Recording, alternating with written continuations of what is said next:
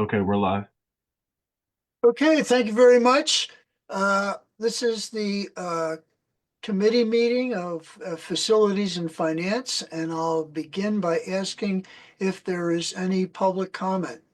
Not at this time, Mr. Hilton. Okay, thank you. Then I will turn this over to Mr. Willauer. Thank you, Mr. Hilton. I'm going to share my screen here.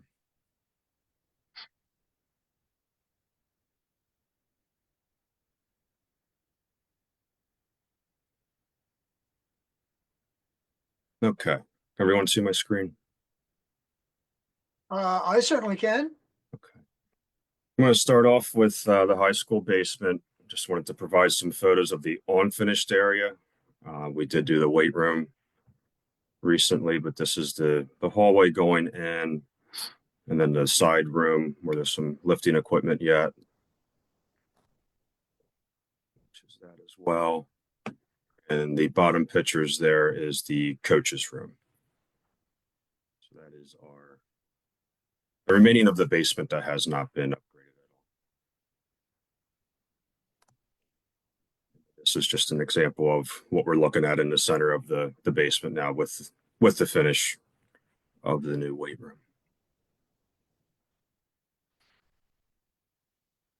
I'll move to HVAC systems for the administration building. I'll start with that. I'm sorry. I apologize. I couldn't get to my controls.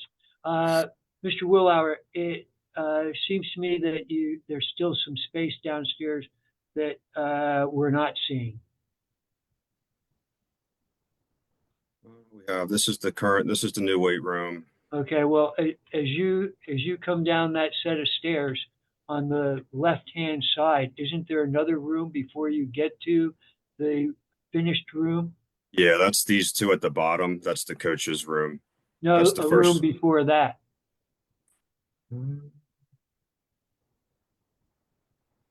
I've been down there a time or two. I feel pretty confident that there's another room.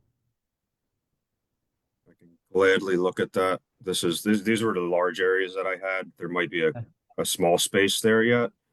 And if I remember correctly, the last time we discussed this issue, Mrs. Bearden asked to also be able to see what the stairways looked like. That the area at the base of the steps at each end of that basement area. Sure. Yeah, this is that for the future. Yeah, I don't have the stairs themselves. This is the hallway going down, which has the new flooring. Yeah. Of course, the ceilings haven't been touched. Yeah, I'm looking, as I look at the photos you're showing, I'm looking at the end of the hallway that is darkened. I think the request was for pictures of that area also. Sure, I can gladly get some more for that. Thank you. Mm-hmm. Any other questions on the basement? I'll move into the HVAC systems for the administration building. Just to follow up to the letter I previously wrote. Systems are 1969 for heating and cooling. The administration building's fed by one boiler. All the piping and the pumps, as well as the boiler itself, are original to the building, not to the building, but of 1969. The chiller that serves the upper portion as well, and the pumps and piping are all original to 1969. And the unit ventilators, a lot of them do only function in heating. And if you've been on the upstairs of the admin, you'll see a lot of window units for that reason, for cooling in the summertime. And then the bottom portion of the building where the boardroom is, there are two rooftop units that were installed in 2003. Much easier to work on and replace if needed, which is great, but they are starting to age as well. And then Edgewood, similar setup with the dates were all 1969 in there as well. We have two boilers with original piping and pumps there. And we have one large chiller that supplies the cooling. And again, the unit ventilators, many are in poor condition, some do not function. So we have to spot cool as needed there. The next couple, I have some pictures of the equipment. Dan, are there those unit ventilators at Edgewood? They're similar to what the high school we just did a slot of those, right? Yeah, the units are Okay. similar. They're just a lot smaller in size. Okay. But they are similar to that, yes. This is the basement of the admin. This is the original boiler, as well as piping and pumps. This is our cooling system. The chiller, top left here is the chiller piping coming into the building with the pumps. Bottom left is just a picture of the electrical service into the building, which is very well dated too. So any upgrades to the systems that we make most likely is going to require new panels for the electrical service to come in. The bottom there is a picture of the chiller, which is the exterior of the building. And this is Edgewood. We have the two Peerless Will McLean boilers there, pumps as well, and piping. Our guys have been doing a great job well before my time here, of course, just with the repairs and the continued maintenance on these systems. And it's very tough finding parts. It's very tough finding material, but thankfully we've been okay with any major repairs so far we've been able to avoid. And then this is the chiller for Edgewood, and then just another picture of the piping there. Any questions on that at all?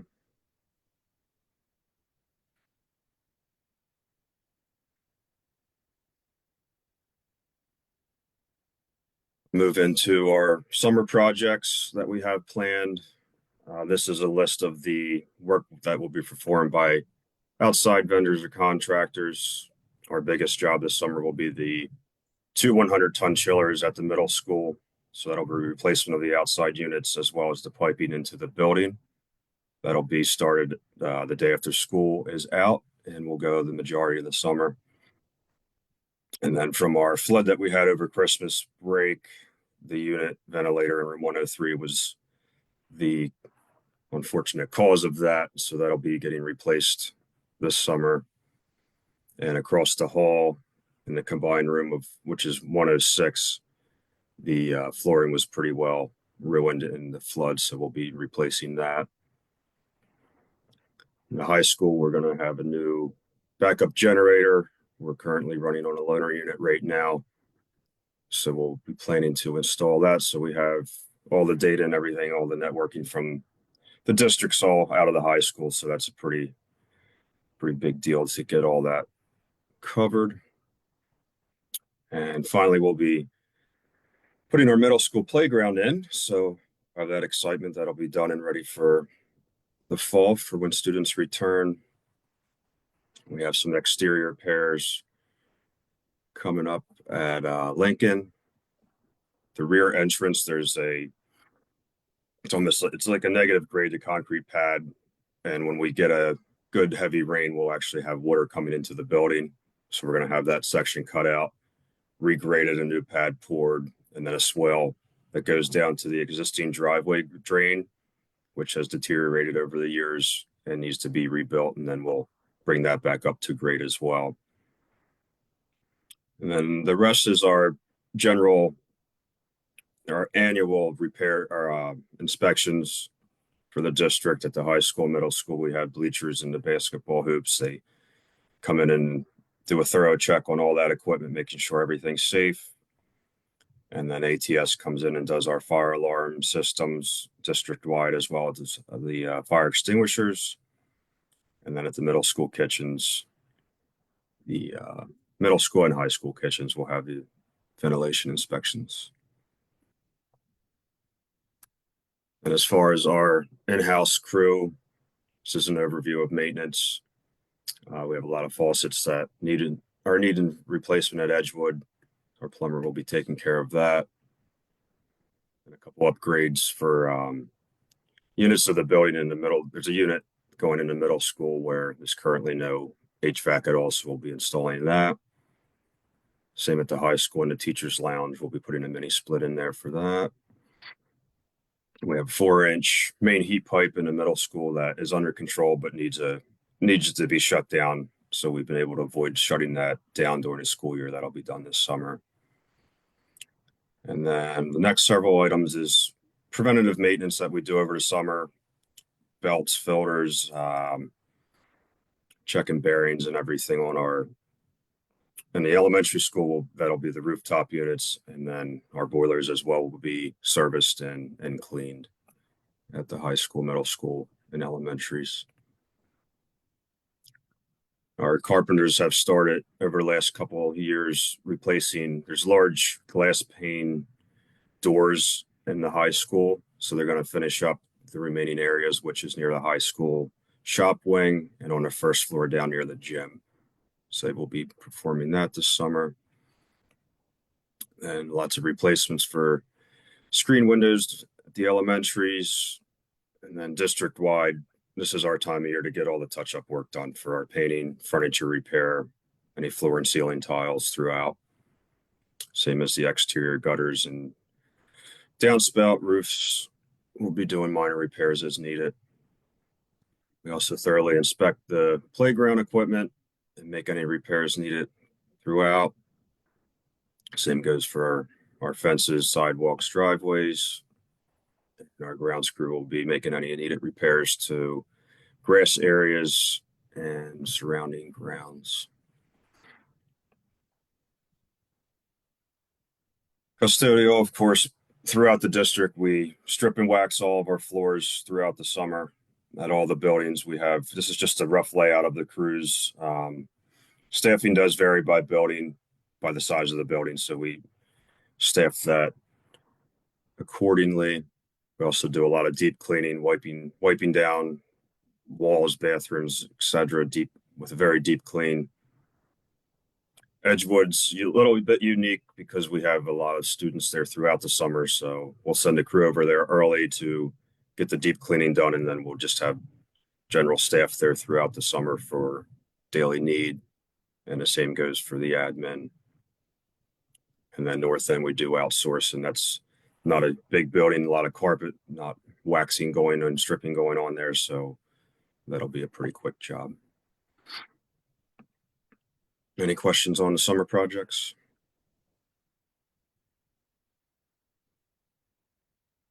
Okay. I just wanted to provide some pictures of our tennis courts. This is the current conditions of our cracking, which is getting worse as winter conditions, of course, play a big role in that, and the standing water. This is our result of that, so we will need to have a plan moving forward to address the issue there. Mr. Amato? Yes, so the tennis courts, it occurs to me that has been a long-standing problem, not this year, not 5 years, not 10 years, 20 years, 30 years, at the minimum. And we've addressed remediation to the tennis courts in a number of different ways. And I'm wondering if you are looking at some new way of addressing the issues, or are we looking at what some of the root causes of those issues might be? So our biggest reason this happens is not having substantial draining around the courts. So we need to eliminate the issue of water being able to get on the courts yourself, to get that water mediated away from the courts.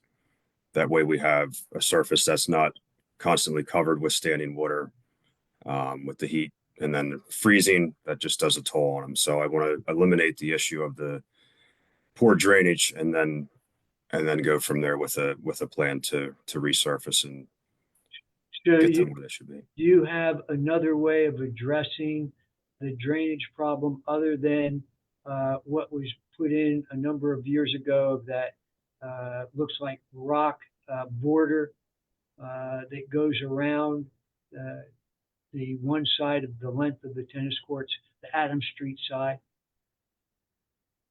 Yeah, well, I want to come around the whole area. I don't believe that. I don't know. I haven't looked at the drawings on that.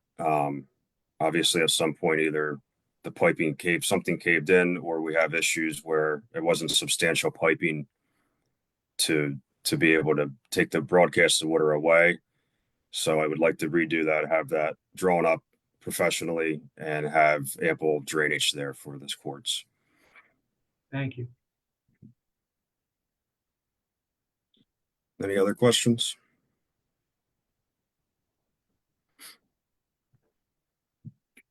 And my only other update would be in the middle and high school, we were able to receive some feminine hygiene dispensers, so we were able to install them, and products are now available for student use. And that is all I have, Mr. Hilton. Well, thank you, Mr. Willauer. Not seeing any more questions from anyone. We will end this portion of the meeting and move into, thank you very much, Mr. Willauer. And we will move into finance with Mrs. Oakley. Good evening. Thank you, Mr. Willauer.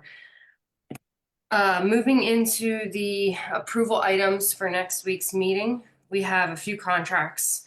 The first is an E-rate contract. Might sound familiar. We pretty much do this annually. We apply for some federal funds for infrastructure components for internet services, mainly cables, wires.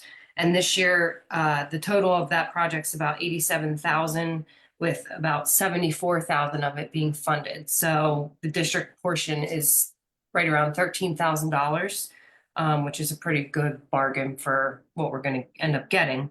And that's what our IT department has recommended for this year.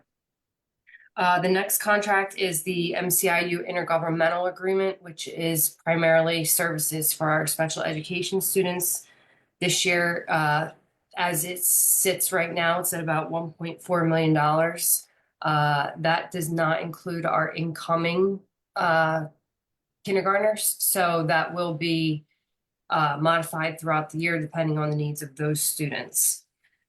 Lastly, we have a MCIU Mimecast contract, and that is a replacement for the software Nova 4.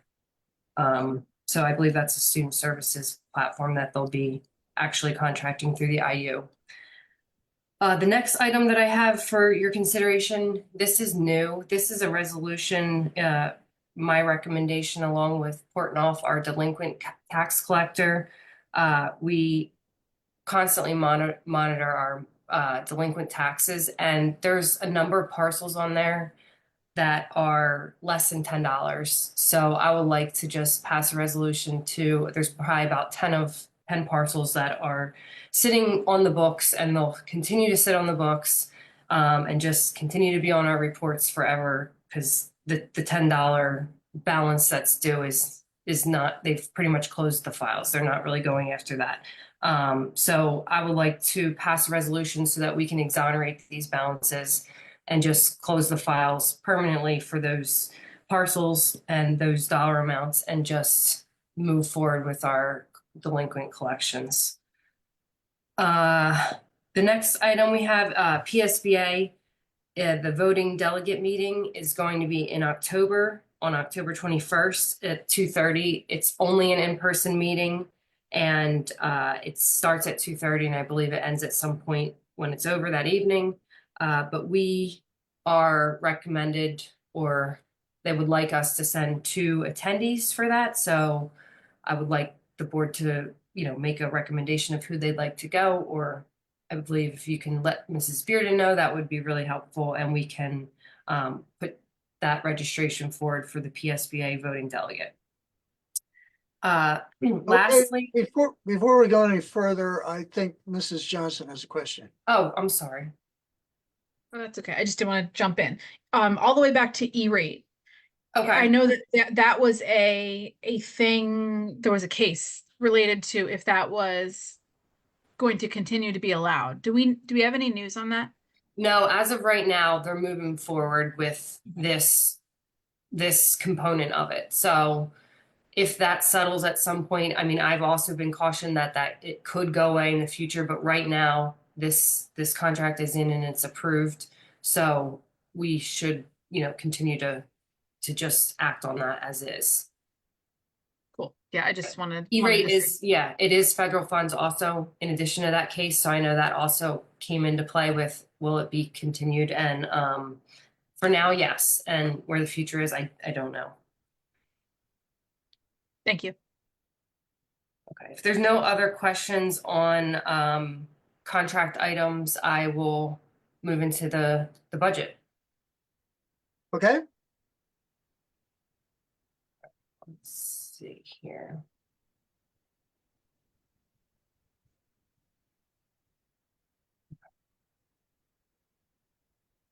All right, I believe you can see my screen now.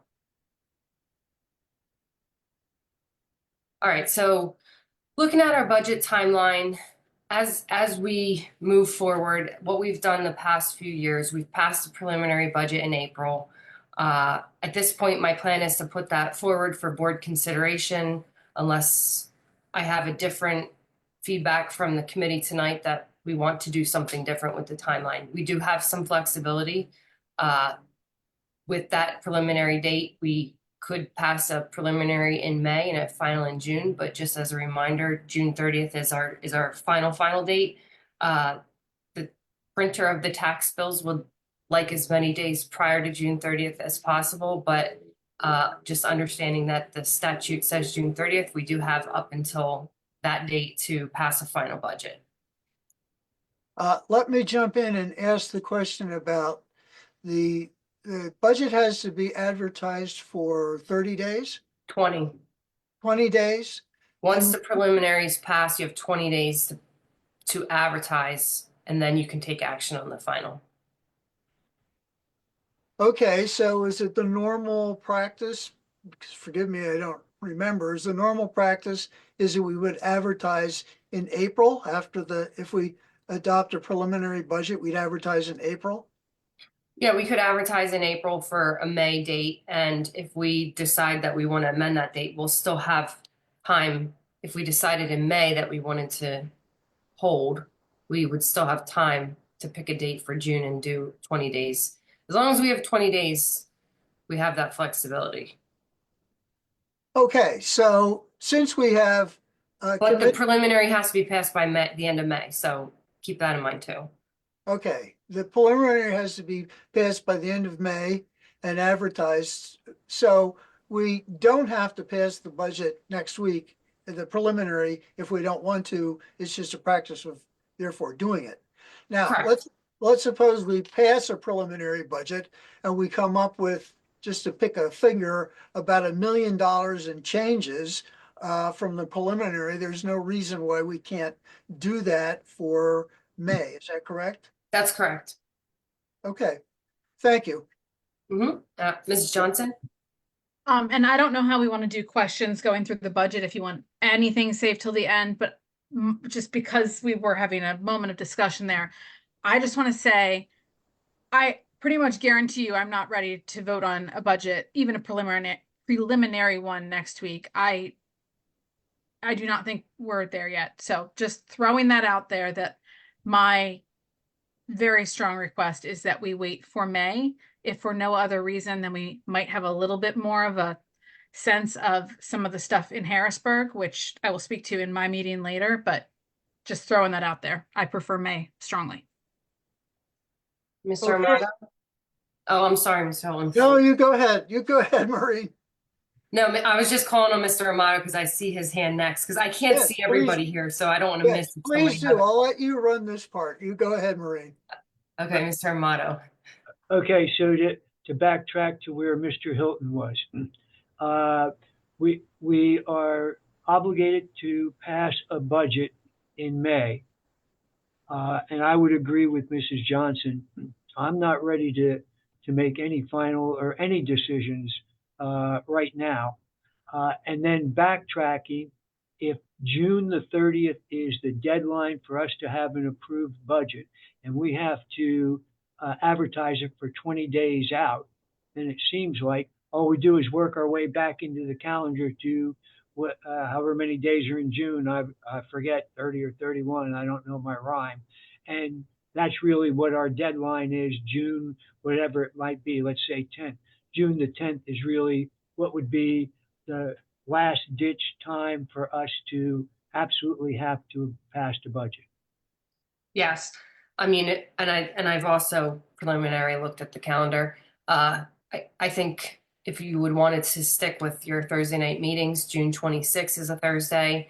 We could have a special meeting on that date, and that would give us time to take through May and even a little bit of June. And then the 26th would give the tax office a little bit of time to do what they would need to do as well. The 26th is a Thursday, and then Monday is June 30th, and that's a Monday. So I don't know how much, I don't know what board members feel the most comfortable with, but just to give you an idea of what I've looked at already. Well, I feel comfortable with this. If we have to have multiple special meetings Mhm. to come to what we believe is going to be in the best interest of our students, staff, and community, then we need to have multiple meetings as many times as it takes, regardless of whether it is Thursday, Monday, or Saturday or Sunday. I don't care. Agreed. Mrs. Bearden? That said, I was going to make the suggestion based upon communications from multiple board members, including those who just spoke, that we add meetings to our calendar. That said, my ask is that the board consider, we currently have our committees on the first and third Thursday. For May, we have a committee of the whole on the 15th. We could move the committee of the whole to the 22nd, which is also a Thursday night, and have the 15th as a dedicated budget meeting. As you've already said, Maureen, we can certainly work off of different days. Just want to make sure that the board is available, because the purpose of these meetings is for the board to be able to receive, digest, have time to think on things and foster questions so that they can come back to the table and vet the ideas. For me, there's no specific area that we can look at. It's all hands on deck with every single board member's input and thoroughly reviewing it. So any meetings we add, I want to make sure it's an efficient use of time, that there is availability for the board. And if it can't be a Thursday, that you look at possibly a Monday or a Tuesday. But sticking with the theme of Thursday, I know that our board and members tend to have vacations scheduled. So the sooner that we can look at those additional dates, the better for us. We tend to travel between May and July because of school being out during that time. So as much as we can get in or that we need, I'd like to see that happen to accommodate board questions, executive team being able to provide any information and review for us, because it could get tight if we wait till June. I think that's a really good recommendation. Mr. Klein? Could you refresh for me? I know we have to have the budget done and the dates we need to have it done by, but the state does not have to have their budget done at any time. They just do it when they feel like it. So let's say you project getting $5 million from the state and we end up getting $7 million. Are we able to spend that extra $2 million in the budget, even though it's not budgeted? Yes, you can spend that extra. You can plan however you want. You can spend that. You can reopen your budget. You could go as far as you could print new tax bills if you desired. Thank you. Okay, so I'm not seeing any more questions. So Mr. Amato. Sorry, just to clarify what Mr. Klein was saying. I think this question came up at one of our most recent meetings. Once the state budget is passed, even if it's after June 30th, which it shouldn't be, but once it is, we are allowed to reopen our budget so long as it is not for the purpose of raising taxes. when I initially posed that, either you or Mr. Rodriguez suggested that as far as it related to taxes, it would be problematic in terms of when we asked the tax bills to be printed. And I understand that piece. However, to Mr. Klein's question, if I understood your answer, that could mean, however, that adjustments that were made to programs or staff that were affected because of what we anticipated and then received more money, we could use that money to bring those programs or personnel back. Yes, that's correct. Okay, just want to make sure I'm clear. Thank you.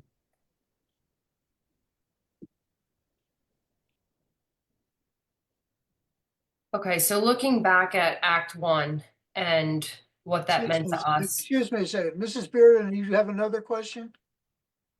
Because your hand's still up. Sorry, let me take my hand down. Thank you. Okay, let me just say one thing. Do I understand correctly, Maureen, that the drop dead date for us is the 26th of June in order to give the printer time to print the tax bills? You can do it on June 30th. They would desire it to be a few days prior to June 30th. But if you'd like to wait to June 30th, by statute, you can. Okay, I'll just remind everyone, it's never come up recently, but it did come up in years past. You need to have 5 people to pass a budget. You don't have 5, you don't have a budget. Okay, I'll stop now. Thank you, Maureen. Yep, no, that's also a good. Yep. Thank you, Mr. Hilton. There's a lot of logistics that go into this. So thank you guys for your questions, and please feel free to stop me because I'm happy to take the time to go through this as much in detail as we need. So looking at the past base Act 1 index and our adjusted index, we've not raised taxes. And we only raised in the past 10 years, we've only raised 2 times. So the recommendation at this point is to raise taxes to the adjusted index to generate that $1.7 million of revenue, which we do need.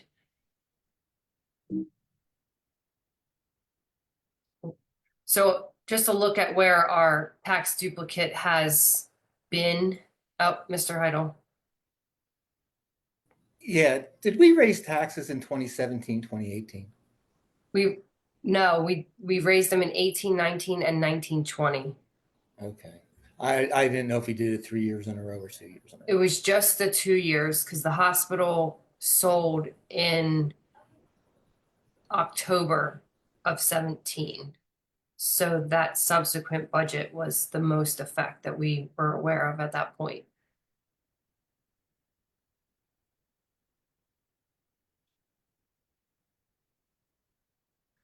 So looking at our tax base and our duplicate, we're right around 760 million now, which is down from 10 years ago of 810 million. So again, that doesn't help our case that our tax base fluctuates, and we're never starting our year with that additional revenue that is generated from a increased tax base. Mrs. Johnson?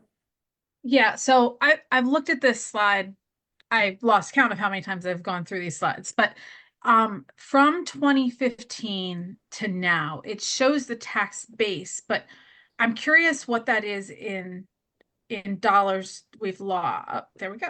Okay. Yeah, Thank you. so this was the collections for those years. Okay, thank you. So they probably need some footnotes. 2019, 2020, those were the years in which we increased the taxes. 2023, I believe, was the year we did the one-time tax rebate. And then 2024, we did the PA property tax rebate. So there's, some fluctuation to that as well. Right. And just to kind of reiterate what I'm sure everybody is very aware of, because we're landlocked and have very, very minimal new development, this number just stays quite stagnant. Whereas, so I was reading today about, one of our neighbors who's also dealing with a surge in expenses and a deficit. But one of the things that's helping them mitigate it is the new development that is automatically adding hundreds of thousands of dollars, in the high hundreds of thousands of dollars, just to the tax base without an increase. Just there it is.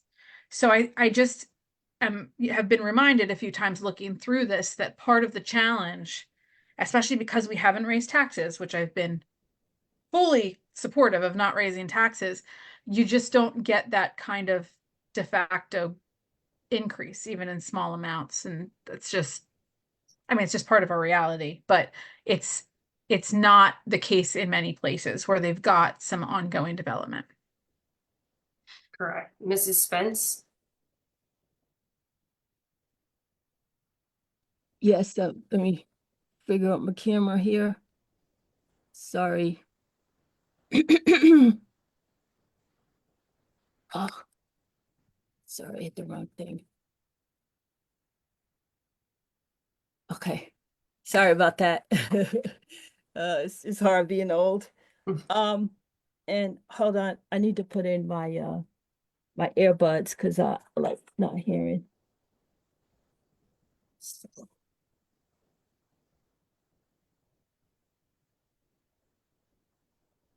I'm so sorry. Can you hear me all?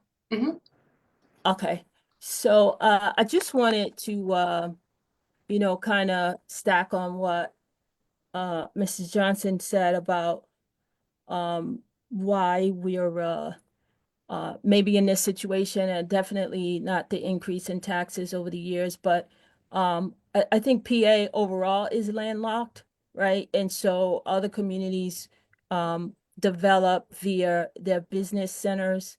We don't have a thriving business center on High Street. You might as well say it's completely gone.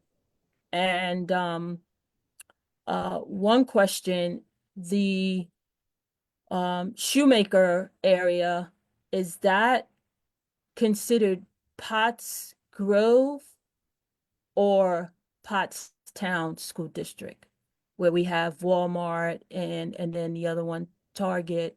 Where does that land? So Walmart is ours and across the street is ours, but it stops at some point going down. That's Shoemaker. Target's not. That's Potts Grove. So everything that's across from 100 on that side of where the old Giant was, and then now the Giant moved, and the Target and that whole complex, that's all Potts Grove. But Okay. And then I was gonna say also the airport, and that's, I don't know if you know where Circle of Progress is. That's a cluster of like light industrial buildings that sits next to the airport. Is that Part ours? of the borough. That's part of the borough as well too.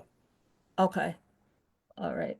So, I think, we struggle with taxes because we don't have like a huge business development center like right smack in the middle of town, which is something I think overall should be and should have been the push. I think it was more looking for large developments, and I think 99% of America is funded by small businesses. That's just reality, and less big businesses. And the push has always been, at least since I've been here, to bring in big businesses and not focus on the smaller ones. Um, and I also think that overall as a town, we struggle with um, landlord versus homeowner, right? So a landlord versus homeowner, and what we can get for school taxes for from a homeowner as opposed to a landlord. I think homeowner is a lot higher, in my opinion. And I think lastly, we have a huge footprint of private schools, churches, and the hospital that is nonprofit, right? No taxes collected. And I think if we were able to collect some sort of assessment, um, a volunteer assessment, especially in this hardship, to cover things that, can potentially get cut that we need. And I think Pottstown is a very kind community, a caring community, and I can't imagine a community of private, churches, private school, not willing to help us, help the community. And I think because of that, we're hugely in the hole. Because if you calculate what we would get from that huge footprint, I don't think we would be negative right now. And so it wasn't really a question, it's just a couple of comments, just thinking out loud and wanting to say a little bit about how, in my opinion, we got here. So thank you for allowing me to speak. I appreciate it. Thank you. So again, just moving through, sorry, I'm going the wrong way here. The Act 1 index and what revenue could be generated this year from a tax increase. So at the 4% base index, that would generate about $1.2 million. And if we went all the way to the 5.8, that would generate a little over $1.7 million. Again, I haven't heard much on the homestead farmstead, but the state is obligated to give us our allocation by May 1st, so that hopefully, fingers crossed, will be a little bit more funding that we could pass back through our homestead farmstead rebate to our homeowners in the community. This is just the snapshot of what our allocation was over the last 3 years and what that in turn became the reduction of tax bill per parcel who were qualified. So when we first looked at the budget, we took the governor's proposal and we cut it to the 50% amount. There was a lot of speculation where the budget will pass from the state, when it will pass from the state. So conservatively, we went with 50%.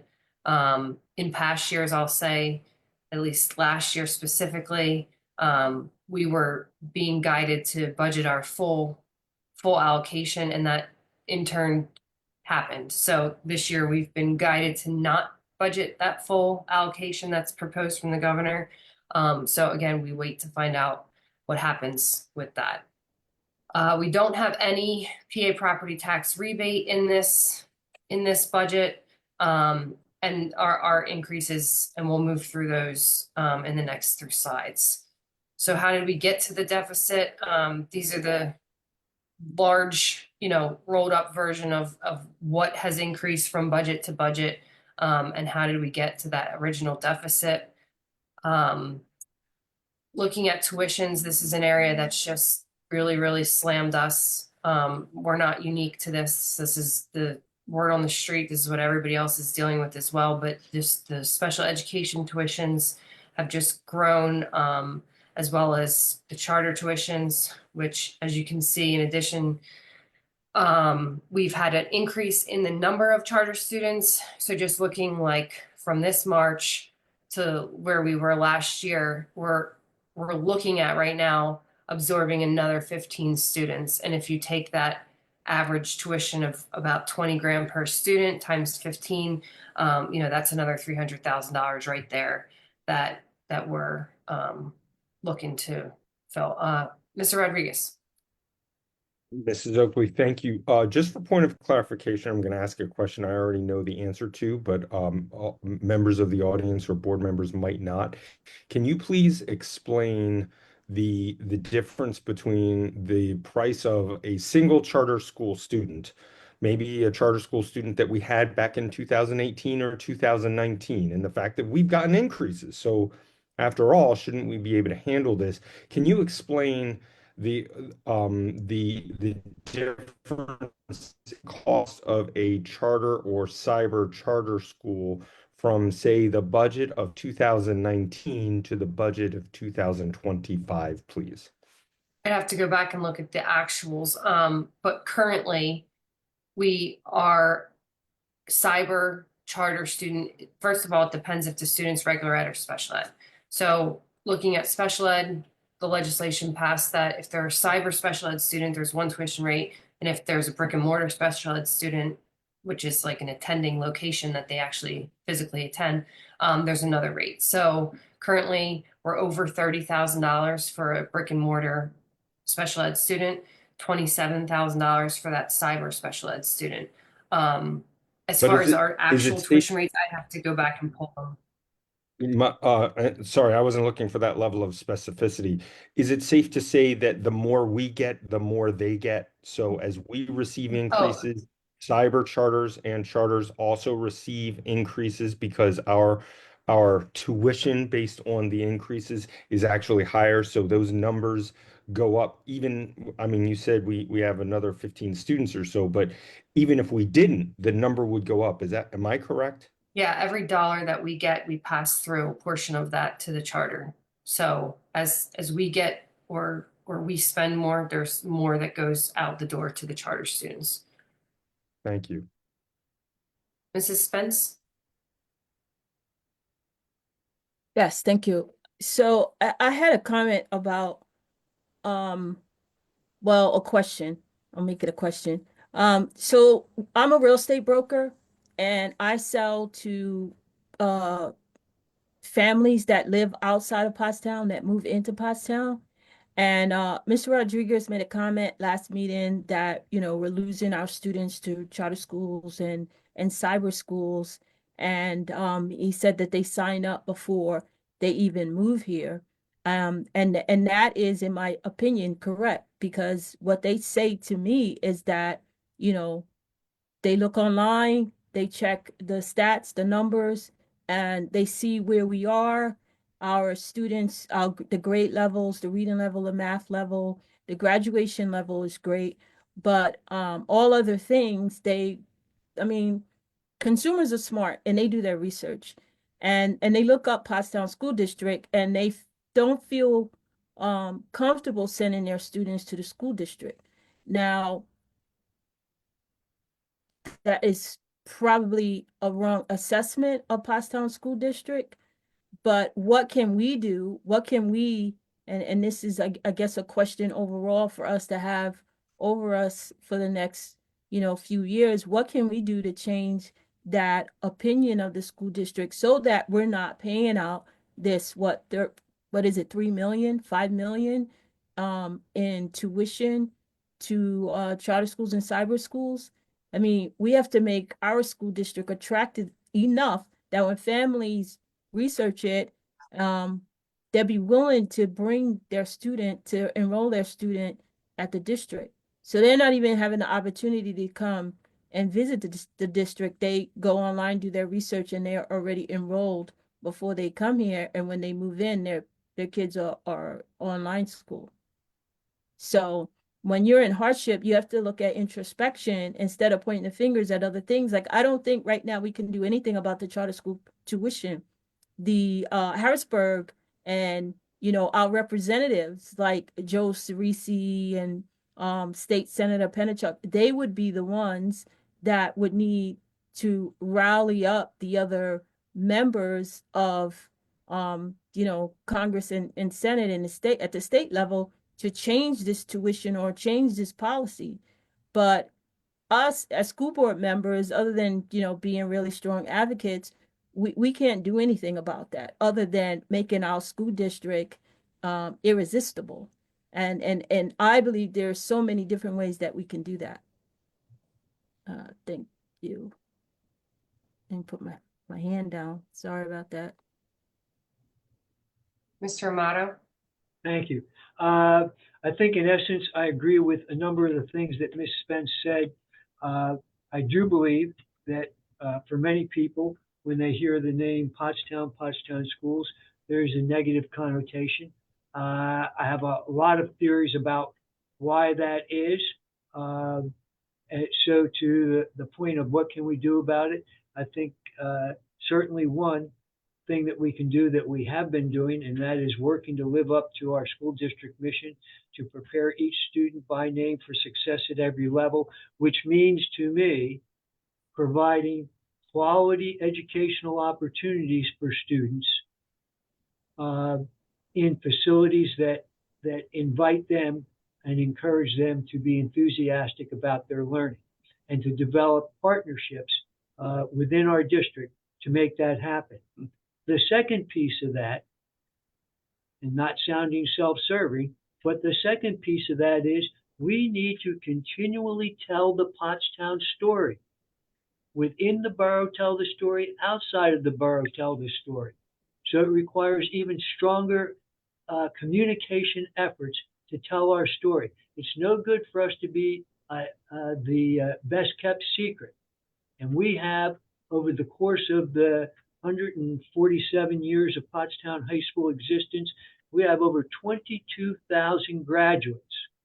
And I would give a pretty darn good guess that we would be hard pressed to come up with a field of endeavor where there aren't Pottstown High School graduates who are excelling in those fields. We need to tell that story, because at the end of the day, that's what matters. Nobody asks the bank president when they go in to make a loan. Nobody asks the bank president, "Hey, what was your SAT scores?" Nobody asks him, "How did you do on your PSSA scores?" They want to know performance. What are you doing in the job? And we have excellent examples of our students going out and being successful at every level, and we need to continue to tell that story. Thank you. Thinking about this, like, I know one of the things that any school district, but certainly in our case, we get prejudged on are our PSSA scores and other metrics that people can find when they go online and they look, well, who's succeeding?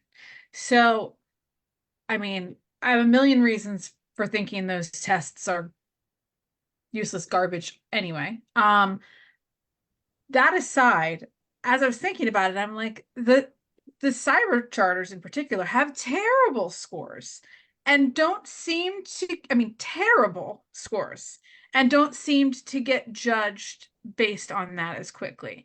So it just is a reminder to me that, you know, to John's point, there's a lot of this that's about the storytelling. Now, I don't mean that in a, you know, made up story kind of way, but the message that is delivered and how. I mean, it's once a month, I think, that I see somebody ask on a local Facebook page, you know, is this school district good or bad? Sometimes it's about Pottstown, sometimes it's about others. And there's a couple different themes that come up, and tests are consistent one of them that people, because it's an easy metric to compare schools. It's set up to say who's better than whoever else, and doesn't do a very good job of that, but people think it does. And I mean, I think we do need to continue to do everything we can to excel as a district, because having programs, having culture that is beneficial to our students and their families is really, at the end of the day, what people want. But it is very challenging that sometimes that whole conversation happens without us ever getting to be involved in it. It's obviously it's challenging. I will also just add on the advocacy side, I do think there's a lot that, while we are not the lawmakers in Harrisburg making the decisions, our voice and our needs do have an impact, especially if we are loud about it. So I am optimistic, particularly on the charter and cyber charter side, that we might have some good movement this year, but we've got a part to play for sure.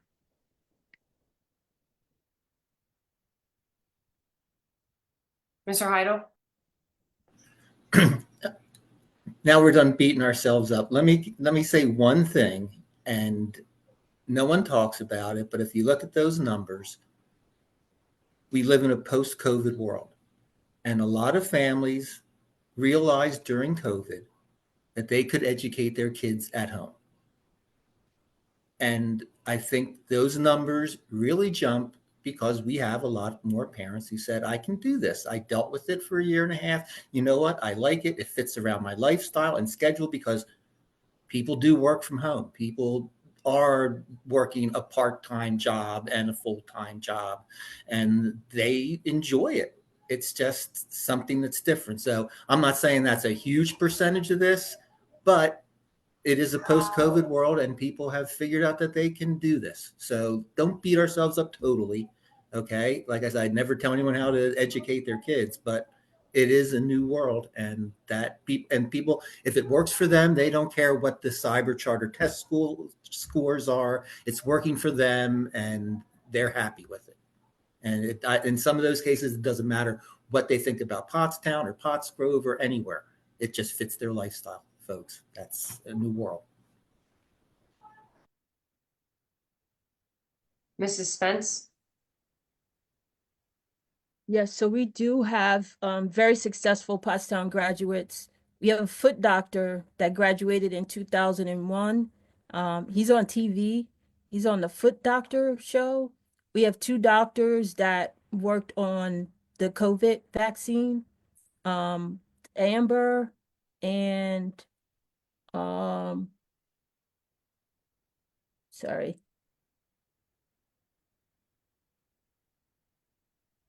Amber Sawyer and Sean Haran. The foot doctor that's on TV, his name is Dr. Brad Schaefer. He graduated in 2001. And there's other ones. If I had the alumni list, I can make the connection for Mr. Armado's return on investment idea of showing Pottstown graduates that are extremely successful. But unfortunately, our minority students struggle a great deal. They may succeed in sports. We have Super Bowl winner, championship winners, but we struggle overall, and there is a huge gap, and there's inequities, and that's not discussed. I had wanted that committee to discuss those disparities, and it looks like that is never going to happen, not even in the future. But so families that are moving into the district, they can see the demographics of who's winning and who isn't, right? So thanks for allowing me to make my Before we go comment. any, I'm sorry, I thought you were done.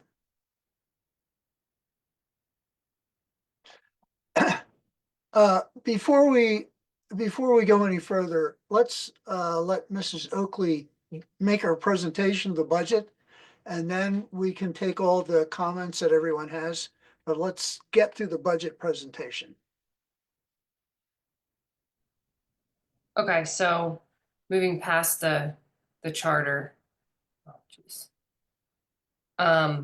Again, just synopsis of what the special education costs have done over the last 5 years. 500 is a transportation and tuition category. The 300s are the service category, so a lot of your related services. The transportation, it's just expensive. I mean, it's hard to fill routes. The prices have gone up. As you can see, this is just a handful of kids, and it's over $500,000. This is our transportation projections and actuals from the past few years. And if you look at the budget for transportation last year and then where we ended up, that's about $1 million. And that was the $1 million of the bill that we got from the IU that we were not anticipating it was not anticipated to be $1 million bill. But when the actuals came in and the formula, the way that it's divvied up, that's what our portion was, and we are obligated to pay it. More on the transportation, these are early intervention kids, so these are our kiddos who are not school age yet, but we also eat that portion of the bill for the early intervention services that they receive. And extended school year, similarly, those kids receive services throughout the summer, so not, at post-June, they're still getting services, and we also get billed for that portion. Post-COVID, we put in a number of programs, and this is a breakdown of the costs of those additionals that we added in. Our footprint and our utilities, this is, again, I'm going to repeat myself, but this is just an area that we've seen really, really high increases. We're expecting a 20% increase from last year's energy costs. So to put that into perspective, we did not impose tax increase over the last 4 years. As you can see, the value of houses have gone up, the cost of energy has gone up, inflation has gone up, and this is just a summary of what that looks like. So tax increase simulation, this is just to give an idea of had we done a 2% increase each year, the total revenue that would be generated would have been 3.3 million. If we were to have raised taxes to the Act 1 index, we would have generated 6.3 million. And if we went to the adjusted index, we would have generated 9.6 million. And this is to just illustrate like what that compounding does when it relates to millage. The countywide over the past 5 years, on average, is at the very bottom, and the last line item is the Act 1 index for that subsequent year, and that is where all of the other school districts in the county ended up with their budgets.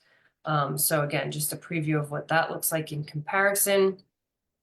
Mrs. Spence brought up a point a few meetings back, and I believe it was related to the assessed values of properties and the last time that we had countywide reassessment and what that actually means to us.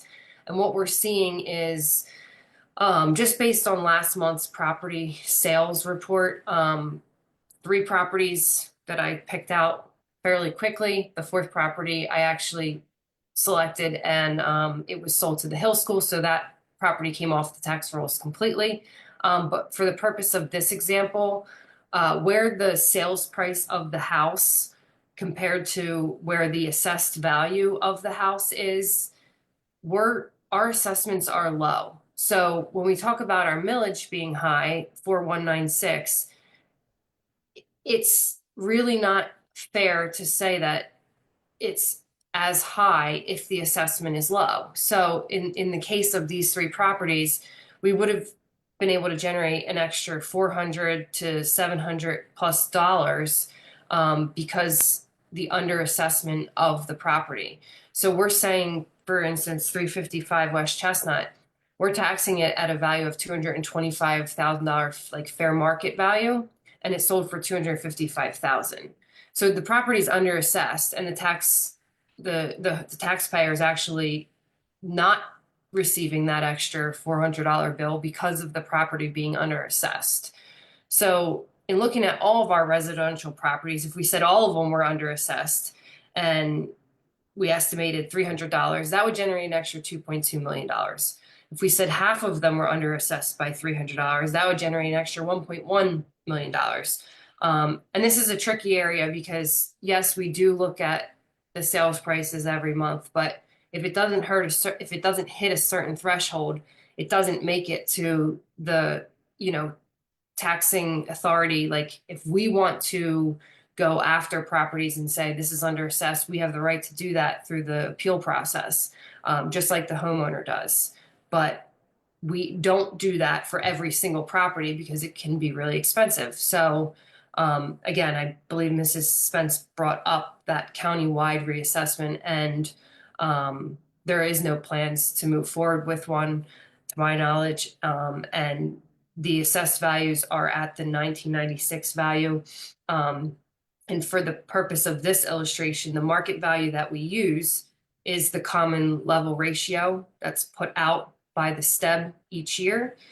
which is 3.04. And question, am I allowed to talk? I'll defer to Mr. Hilton. Really just like Mrs. Oakley, to get through the whole presentation, we'll recognize you first as soon as she's done. Okay, fair enough. Back to the governor's proposal. Again, we budgeted a little over $20 million. The proposed governor's revenue was a little over 21 million, but we're going to go in at that 50% conservative budgeted amount. Similarly for special ed, and this is just to show, what our special ed budgeted revenues are in comparison to what our actual expenses are. I mean, in 23-24, we ended up over $18 million in special ed costs, and the state gave us a little over $3 million. So it's just it's a lot of unfunded mandates when it comes to special education. Ready to learn, while we're thankful that we've gotten a substantial increase in this area, there is a projected increase for next year, but again, we're going to go at the 50% threshold for budget purpose. So back in February, we were looking at a budget shortfall of a little over 9 million. We worked on some efficiencies and administrative recommendations, and we were able to bring that down to 6.1 million. Some of those second look were updating some of the revenues, as well as recommendation to, our goal was to reduce the impact on programs, but we'll move through what those recommendations are by department shortly. So with all of those recommendations, we have revised our budget shortfall down to $5.1 million. The tax revenue that I included would be if the board decides to raise taxes to the full adjusted index, and that's the 1.7 million that you would gain in additional revenue. That would then bring the budget shortfall down to a little over $3.3 million, almost 3.4 million. So that's where we stand tonight. I heard from the board that we're not going to look to put this on next week, and that we're going to have some work sessions and work on a calendar that's going to point us towards a little bit later approval of the preliminary and the final. So I will remove that from this for the purpose of this presentation. The proposed changes, efficiencies, eliminations, we're going to go through the next slides. They're going to outline the changes, and based on transfers, not filling positions, and in a few cases, layoffs. Most savings were gained from not filling open positions and transferring employees into those spots. Our goal was to least impact student programs. We understand that all of these changes have impact, and administration has put a lot of consideration into every single one of these prior to even adding this as a consideration. But again, we're going to work through that and hopefully get some more feedback from the board. So just out the gate, I'll run through. We are looking to eliminate 2 security guards at each school, middle school and high school. Currently, we have 4 in each building, and if we cut that in half, we'd have 2 at each building. The high school math department, 2 teachers, we would not fill those positions. The English department, 1 teacher, not fill that position. Guidance, we have a part-time career counselor, and we would not be filling that position. Co-curricular, we would eliminate the administrative secretary. At the middle school, a house principal position that we would not fill. In the related arts at the middle school, 1 computer application teacher that we would not fill. And our building substitutes that we currently have, we would eliminate 7 of them. So we currently have 14. So we would reduce that by 50%. The home and school visitors, we would eliminate those 2 full-time positions. In the superintendents, we would eliminate the social media and communications specialist. In IT, we would not fill the technology innovation manager. Special education, we would eliminate a contracted secretarial support position. And we would not fill an occupational therapist. We would not fill a speech therapist. We would not fill one of the counselor positions at Edgewood. The social worker would remain. We would eliminate the art therapist contract that we have, and we would split the art teacher with the middle school. The MTSS model, we would reduce from 9 positions down to 5. And at the elementary, we would lose 2 of our coaches. Middle school, we would lose 1 of those coaches. And at the high school, we would lose 1 of those coaches. The music department, we would not fill the retiring music teacher. We will, however, be keeping elementary band and lessons. The library, we would eliminate all of the librarians. We have 4 of them, so we would be eliminating all 4. The virtual program, we would eliminate the VAL coordinator, and we would eliminate at the high school a virtual coach. We would also be eliminating, there's a mental health professional in the Beach Street program contracted that we would eliminate. At the elementary position or elementary level, we would not fill 1 counselor. And then the non-personnel items that we looked to reduce were some of the Power School support programs. Our CPI training, we would reduce that by 50%. Edgewood, we are looking to rent 3 classrooms of EI Head Start to the IU. So we would be bringing the IU back into Edgewood for some of our preschool age children, which in turn will eliminate some of the transportation costs of taking Pottstown kids to, say, Pottsgrove or Norristown or even Solderton, where they currently go, because we do foot that entire bill. We would be reducing our Zoom licenses, pushing our high school smartboard replacement to next budget. So putting a 1-year push on that. We would be pausing all of our cultural professional development, and we would be changing the support staff calendar from 193 days to 187 days. So that would reduce the number of paid days for support staff. Additional considerations, just looking at the entire athletic department and co-curricular and what that total cost is, a little over $1.5 million. And these are some of the costs by program area for that athletic co-curricular. Additional considerations that we were asked what programs are required from the state and which programs are not required from the state. That's why you're seeing the slides before you regarding co-curriculars and music as well as art. And that concludes the items that we would, if the board desired to look at additional cuts or efficiencies, those would be the areas that we would say to first target because they're not required by the state. Just an update on the PA property tax and rent rebate from last year, 208 total applicants. I think there was 900 that were eligible in total based on the revenue.pa reports. And we rebated almost $100,000 to 144 homeowners and 64 renters. And finally, a picture of where our fund balance stands as of the end of last year. And that concludes. So I'll stop sharing, but I know there's going to be questions. So I'm happy to go back to any of the slides.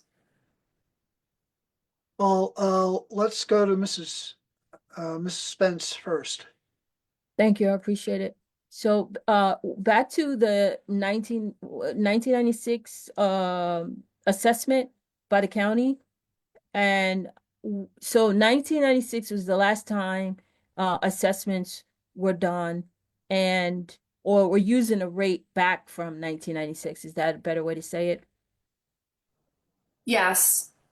Okay, so that's a long time ago. How many people added a deck, added a room, added an addition, like upgraded their house since 1996? How many people renovated, flipped it, sold it?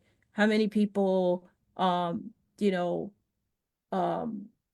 redid the entire house and sold it, but they're still being assessed at a 1996 rate? I think there's something wrong with that. That's why Philadelphia and Delaware County made it market rate. So we're not even at market rate for taxes, property taxes. So we're like starting out in the hole because the assessment is so dated.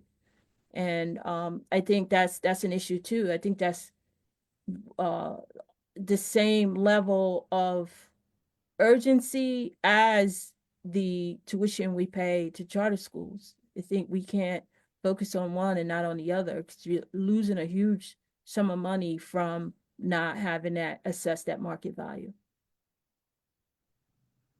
Mrs. Oakley, I think I'll ask you to field the questions at this point. All right, thank you. That is a very fair statement, Mrs. Spence. Mrs. Johnson?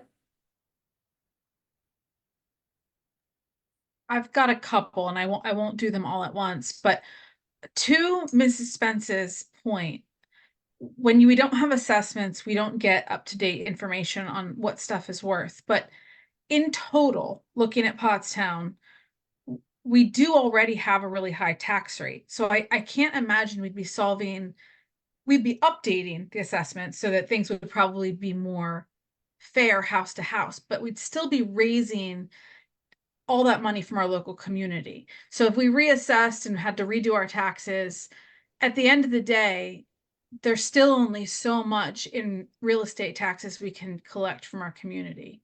And the community feels highly taxed. Most folks aren't going to look at their tax bill and say, oh, I'm really making out good right now because if this hasn't been reassessed in a long time. Because there is some adjustment that happens year to year, right, Mrs. Oakley? Like, can you explain that whole thing? Because I thought that was kind of it makes it more complicated. And I do agree that an update would be great. A countywide reassessment would be really good. But there is an adjustment that says, okay, like in today's terms, here's what this should be. Sure. So that's the common level ratio that the state tax equalization board puts out every year. And for the county right now, it's 3.04. So you actually take your assessed value and then times it by that common level ratio, and that should equal fair market value. But what we're seeing is a lot of those properties are selling way higher than what we're even saying the fair market value is. So technically those properties are underassessed. Right. But I think what Mrs. Spence is saying is you don't know, you miss out. If we see that when a property is sold, but what about the property who That had isn't updates sold. and Right. and it's just sitting. And we don't see that because we don't have a reassessment. We don't have a sales report. It'll never really come to our radar without. Until it's sold. Correct. Yeah. Mhm. Yeah. No, understood. It would be, I assume that what is stopping the county from doing that reassessment is Cost. expense. Okay. Cause I can imagine that is a huge project. I don't know. I'm just speculating about I would assume Yeah. that's what I've heard, but I would assume that many houses in more valuable sections of Montgomery County would not like to have their properties reassessed. That's the Pottstown, we're answer. talking, Oh, yeah. Pottstown's a few $1,000s on this one, a few $1,000s on that one. Plenty of properties in this county would be assessments of 20, tens 30, of 40, twenties of 50,000. thousands of dollars. And there Right. has to be a countywide assessment. Right. Mhm. Yeah, that plays more of a reason than anything else. We would not make what other districts would make. That's for sure. I think Right. about But it 10 could help years- us a little anyway. About 10 or so years ago, Berks County went through this exact scenario. There were a lot of homesteads, farmsteads, whatever, that were bought back in the 1940s or 50s that were assessed at that value. And in year 2000, they're worth a lot more. So nobody there was really too excited about seeing a countywide reassessment. And I would, to Kurt's point and to Ms. Spence's point, I would agree that probably countywide, there are a lot of places that would not be happy to see a reassessment. Although it should be. Right, because it would create an equity across the board that things are assessed at roughly what they're valued at. Yeah. All right, the other question I had for now is looking at our fund balance sheet. I noticed there's one category called assigned tuition and transportation. Can you speak a little bit to how that money, like when we put money in there, why we put money in there, and what the intent to use it for is? Sure. So when we go through the end of the year audit, we're only allowed an unassigned percentage per the state code and per our board policy. So we have to, if there's more in that pot that we did not use that year, we have to assign it and or commit it. And we've assigned some of these funds to areas that have highly been fluctual and just we've seen massive increases. So that's why that funding is assigned to tuition and transportation, because if I had to say we'd have a need for it, I would say that's where we would most need that funds, and that's why that's assigned in that category. Committed funds, you have a little bit more flexibility with assignments of funds, although I'm sure all of our assignments would be, used in the categories that they are. But we committed funds to PSERS prior to this was prior to my time. And the reason behind the commitment to the PSERS was because at that time, back in 2008, the district portion that you had to pay for the pension for each employee was, I think, maybe 8% or so in 2008. And it's currently at 34%. So they knew that was going to be a projection that was going to keep climbing, and it was going to be hard for us to keep pace with that. So that's why that assignment was committed many years ago. And with the PSERS commitment, will that just keep going up forever, or is there a point, I feel like there is, where it starts to come down again based on those projections? Yeah, it's reevaluated every year. It's kind of at a plateau, but it is still expected to climb. I think it gets up to 39% in the next few years, but every year they do a reevaluation of it. So they put out the next year's rate in December. So they do all the reprojection of where the pension fund may land, and then they give us our rate for the next year. Okay. So, I mean, this is just one of the tools we have to deal with this deficit.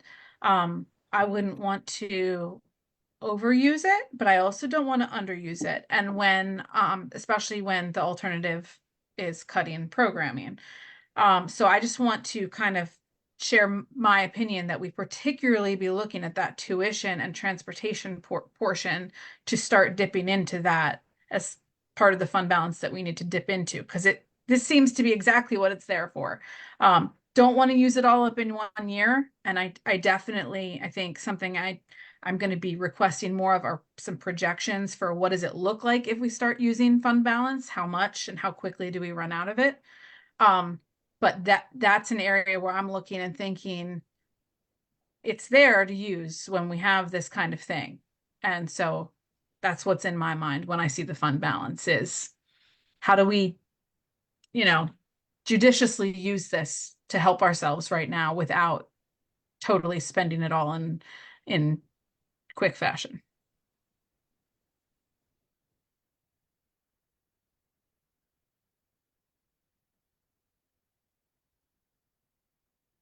Mrs. Bearden?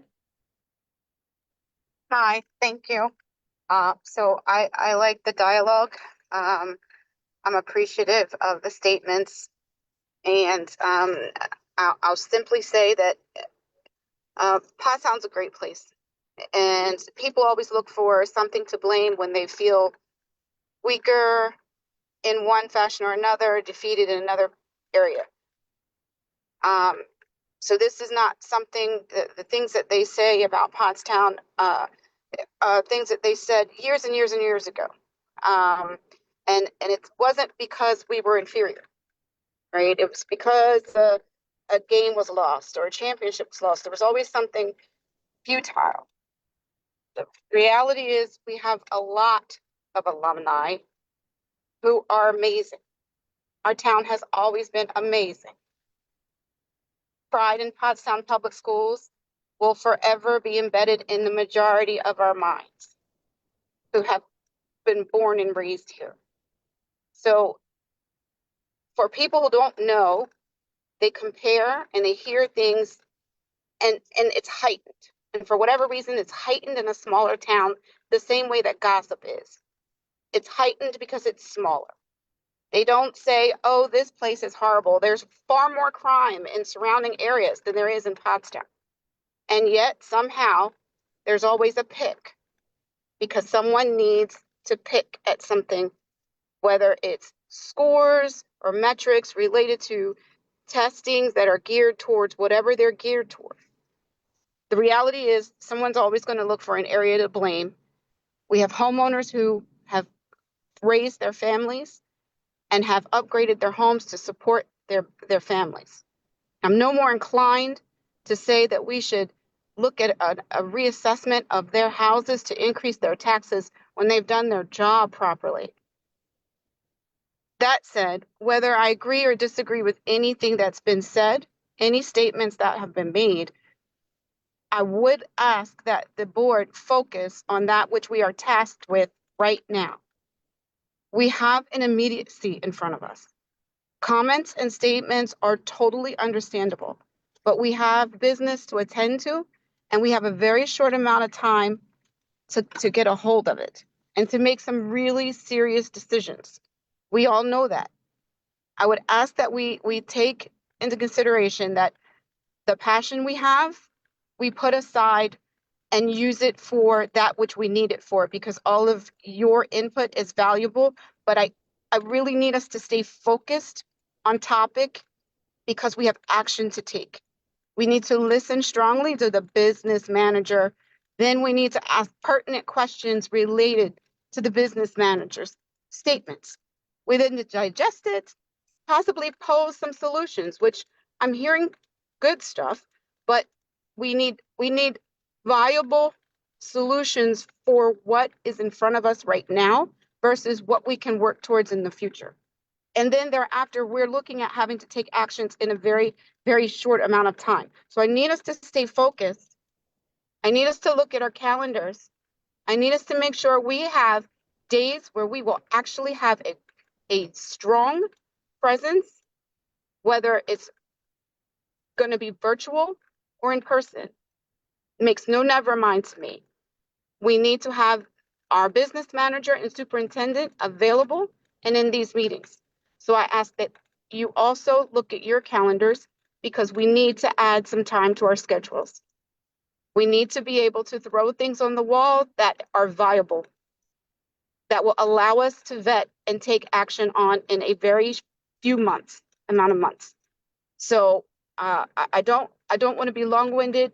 I apologize, but I'm traveling on business, and that's why I am not on camera. But everything that's being said may very well be true in one fashion or another, but we have action to take. So please check your calendars. Maureen, Stephen, please check your calendars. Please advise, send an email and advise what your availability is realistically. And note that our committee of the whole requires a quorum. So we can change our committee of the whole meeting. It does not have to be on the third Thursday. It can be on the fourth Thursday, but it needs to work for you. It needs to be real time that you can take away and say, I don't need that third Thursday. Let's give ourselves some more time. Let's do the committee of the whole on the fourth Thursday. Or if you need other dates for us to look at as a team. Perhaps you won't be able to be at every meeting or, but the majority we need to have at these meetings. And there's a lot of discussion that won't necessarily yield the results that we need. So I apologize again for the long-windedness, but I need us to focus. And I yield back to Maureen and Tom. Thank you. Thank you. Mrs. Lawrence? Yeah, thank you for letting me speak. I know this isn't technically my committee, but I will have two quick points or questions that I think are actually very direct, as Ms. Bearden said. First of all, going back to the list of the cuts that you guys are proposing. And I brought that up, I think, when you were asking or in the email chain, but I really would, I mean, unless we have a chance to really hash this out, I really think that some of those or most of those are going to have to be non-consent, in my opinion, because there's a bunch of those that I really can't go for. And I don't want to lump them all together and say either you're all for it or all against it. I think that that would be one thing I would just ask that those be non-consent unless we come to some agreement beforehand. And then the second thing is going off of that too. It's a little confusing though on there when I'll just take my counselors as an example, but I think this is true for some of the others. So you say, okay, I'm not filling this spot, so and so is retiring, I won't fill this. I want to know what the net effect of that means. Like, in other words, does that mean that, because I know before on we had talked about maybe moving people, but I don't know just from that what the actual effect is going to be. Like, in other words, how many counselors are we going to have at each of the schools now? How many principals are we going to have? If you say I'm taking away 2 math teachers at the high school, what does that mean in terms of the actual, are we going to be dropping a class? Are we going to be combining classes? I don't think from that we know enough about what the overall impact is going to be. So I'm not exactly sure how you would give us that info, but I would like to see that before I would actually be voting on a lot of those things. If that makes sense. I think that's probably one you want me to address, Maureen. Yeah, so Mrs. Lawrence, excellent question. I can answer in part, well, actually, I can answer fully. Part of that answer is we simply don't know. One of the things that we would do, like if I use music as an example, we're proposing here, and I don't think I can say this enough. Neither Maureen nor I like any of this or want any of this. But we're in the position of we have to propose something. So what we would do is we would once the decisions are made, because obviously it doesn't make a whole lot of sense to do it before the decisions are made, but once the decisions are made, we go back with the specific teams that are affected. We reformulate, we put everything on the table. And then we figure out the best way to move forward. So sometimes because we have multiple things happening, we have to adjust to all those different things happening. So for instance, if if we are going to bit, and typically do, what effect is that going to have on some of our counseling sessions or things of that sort? So we really do have to work some of those things out. And I would say that I would agree with you. There will be no practical way to know that in advance, because from an educational management perspective, we're going to go into everything as a draft. So we're going to do something. We'll propose how to cover certain very important aspects of the job, and then if that doesn't work or we're having problems, we will have to adjust or readjust. So, Mrs. Lawrence, since you spoke specifically about the counselors, there was a time when we had no counselors at the elementary schools. Then we were able to have a counselor at each elementary school, which is wonderful. So we would probably, much like we have done with some of our other related arts programs, we would have an every other day type schedule where each school is covered, but not, out of the 5 days of the week, they might be covered 4 days or 3 days or something of that sort. So that's what I could give to you now as a probable solution. But again, we'd have to look at it all and talk to the constituents who would actually be doing the work and get their input before any decision is made.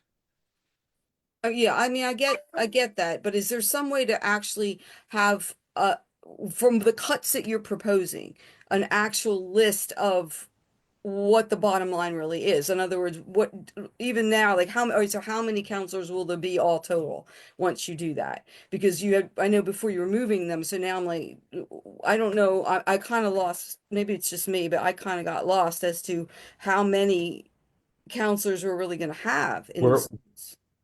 So I'm I just confused. can go through them.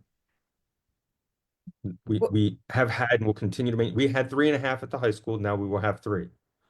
We had 4 at the middle school. We will still have 4 at the middle school.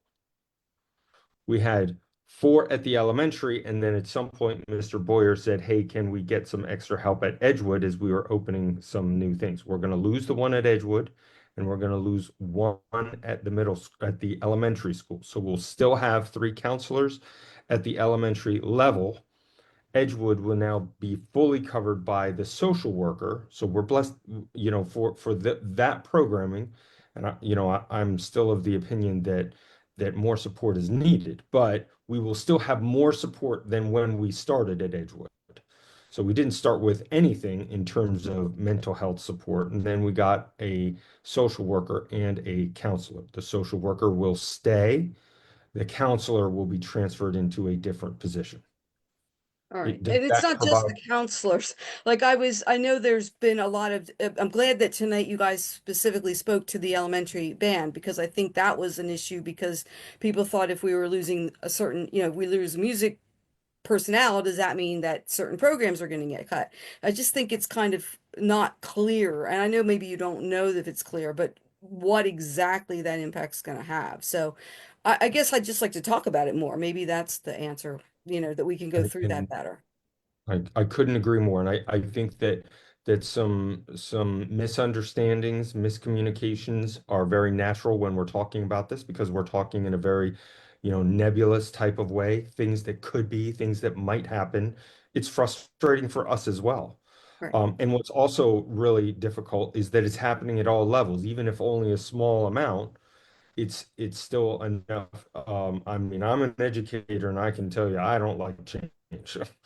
And this is a lot of change. So, Mrs. Lawrence, you're right, and we will have to, over the next couple of months, continue to dial in and see exactly what this will look like. But I would submit that I don't know that it will be possible to know what things are going to look like ahead of Right. time, unfortunately. Okay. Thank you. Mrs. Kansanik?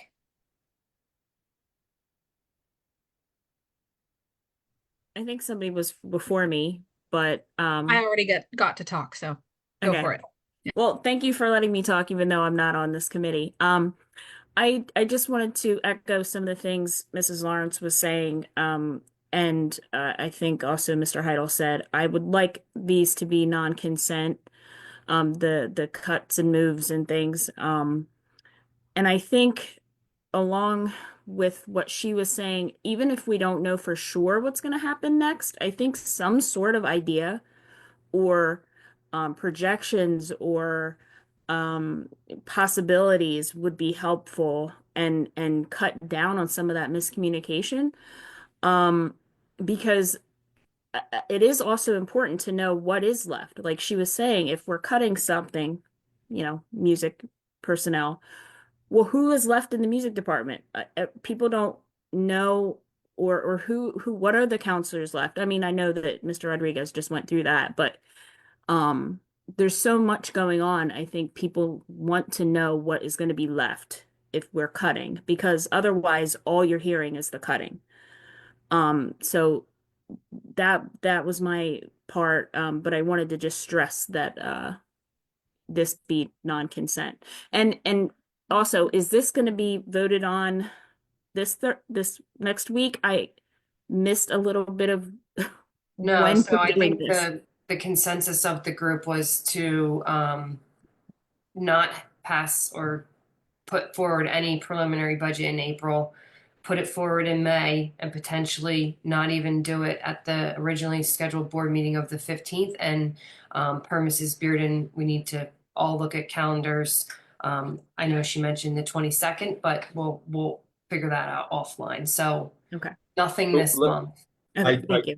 I do want to speak specifically, Mrs. Kancianik, to your concern. In the military, they have a long history when someone who is of lower rank wants to say something and they think they're about to get in trouble for it, they will say permission to speak freely. So, Mrs. Kancianik, your question, I'm going to ask you permission to speak freely.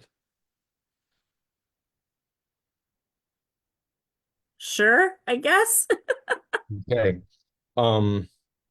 Your question was, can we have this one on consent? And I certainly understand and appreciate the question of, hey, listen, I disagree with this. But the reality is, board members, your primary function as elected officials is to pass policy and the budget.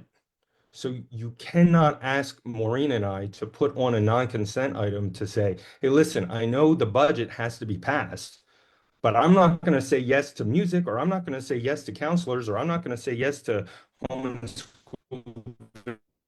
It's a package. Go with us. So if you were to do that, and let's say we put every single one of those and it was a non-consent, and every single one of those non-consent failed, you could all go home feeling good about not cutting anything, and then we would have an explosive budget, or really what you would be doing, in fact, is not passing a budget, or telling us you guys have to go back and not cut anything, which is impossible. I don't know how we would do that because we're a school. And as a school, our main like we're a people business. There's no Mercedes to cut out. We are a people business. So I would just say, and again, with humility and with respect, I don't know how we would take a non-consent vote on personnel items that are specifically connected to the budget. We need a budget. If you say we don't want to cut anything, then you're saying use $9 million of our fund balance, which quite frankly would be a tremendous relief to me, but would also probably be very financially imprudent. So please take that with all the respect with which you know that I come to you, but I did feel like it was my responsibility to say it. Well, permission to speak back. Okay, that's fine, because I was under the impression, and I wasn't the first one to bring this up, so let's just say that, but I was under the impression that we could not pass every part of it, but that's not the way that goes. You can direct us to say, hey, hey guys, we don't want to do this. We'd rather, and I have to use something real, right? So, hey guys, we want counselors. We're not going to let you let go of counselors. Let's get rid of all the co-curriculars instead. Now, Maureen, Matt, and I have said we don't believe that that is an efficient way of doing things. As one board member said today, we want to make our schools irresistible. But you can say, Stephen, I disagree with your recommendations. You got to come back to us with something else. And then I'll say, okay, then it's going to be art, or it's going to be, one of the other things that you saw there. Does that make sense? It does make sense. I think it's just okay, so it's like if something I really don't want to vote for is in the budget, then I just vote for no for the whole budget. Is that the idea? Potentially, or well, really, you would be giving Maureen, Matt, and I our marching orders and saying, I mean, obviously, you would be doing so collectively, and you would be saying, we don't like your cuts, we don't like your suggestions, choose something else, or use the fund balance. Maureen, am I getting this right? Yeah, you are. The beforehand conversation and direction from what the finished budget picture looks like would come from the board.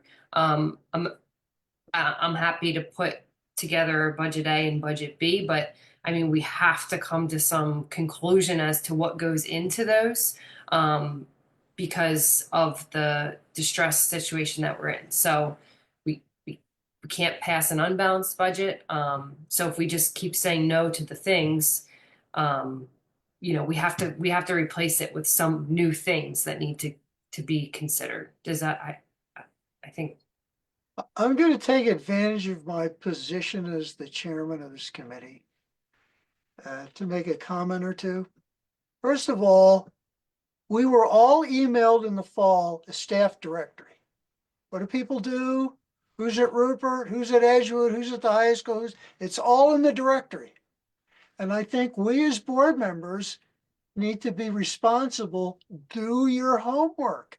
You're asking questions that you should already know. So you have a staff directory. Who are we employing? Very recently, Mrs. Oakley gave us a list of all the employees. We have all the Federation employees. We have that list. We have all the Act 93. We have all the exempt employees. We have all the support staff. We know who all these people are. We also received from the administration recently all of the cuts. Here's who we're proposing to cut.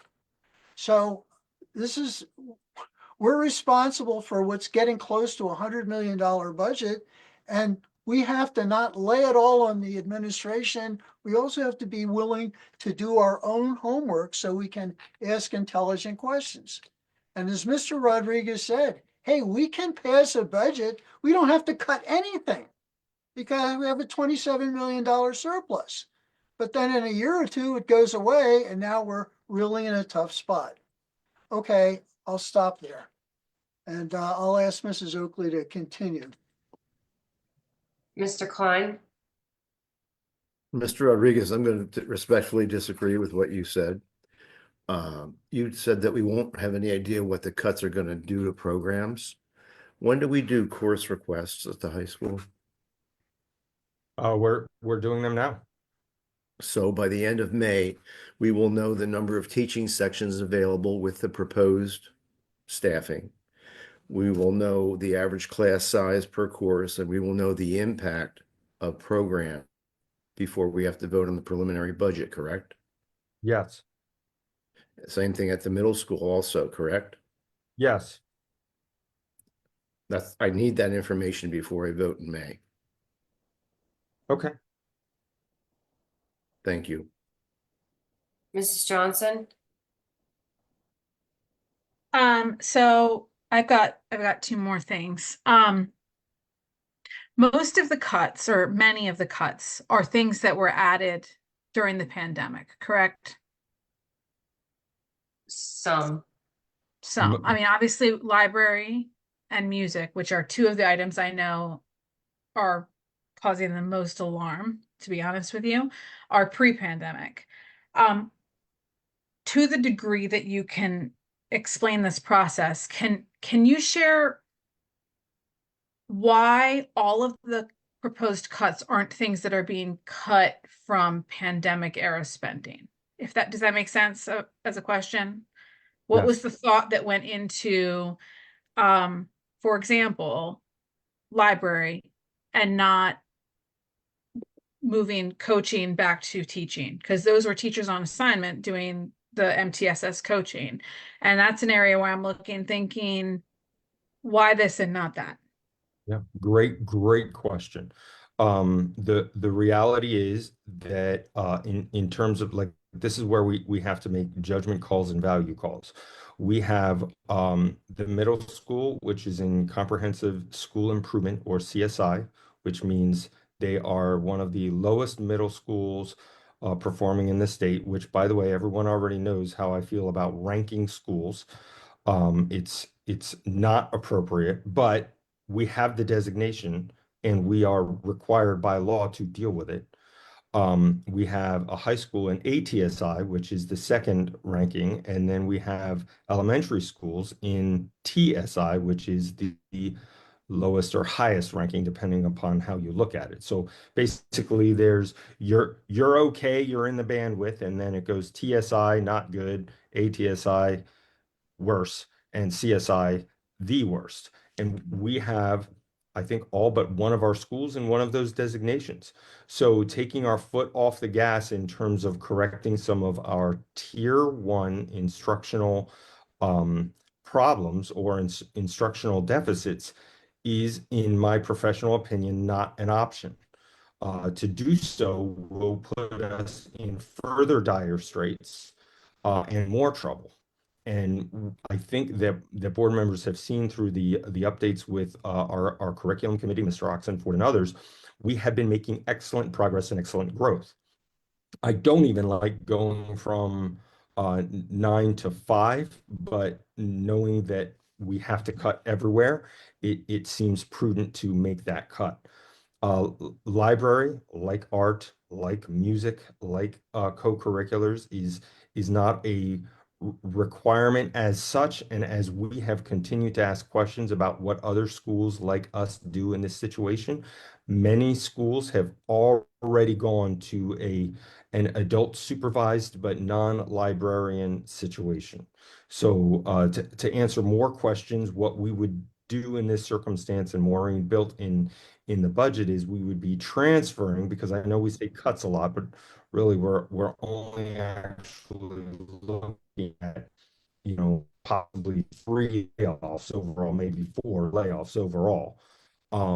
But transferring those teachers into teaching positions and having a library assistant to monitor and supervise, but not provide the library instruction, is something that others have done. I mean, we stole the idea. It's not, we have been able to survive with librarians well, not fully staffed at the elementary school, but fully staffed at the middle and high school, where many other schools our size, they took that out before the pandemic, and many of them did during the pandemic as well. Do I like it? No. I love the library. Do I think it's the right thing to do? No. But we're looking at what we think is going to have the least impact on children. So there it is. Okay, thank you. My follow-up, and really it's totally jumping to a different element here. In the presentation, Maureen, you spoke about I don't even know how we got to this, but you mentioned several properties that were sold. You said there was property that was sold to the Hill School, so now they're not paying any taxes, right? So even though I know among some people this will be a very unpopular comment or line of thinking,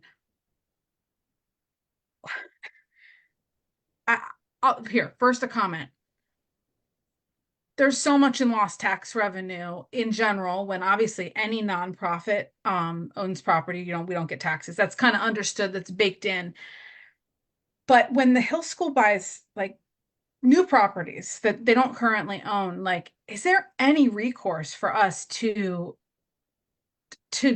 have tax revenue from that? I believe there have been some pilots in the past, but can we, like, what have we tried You there? can ask it for payment in lieu of taxes. I mean, the board has that ability to do.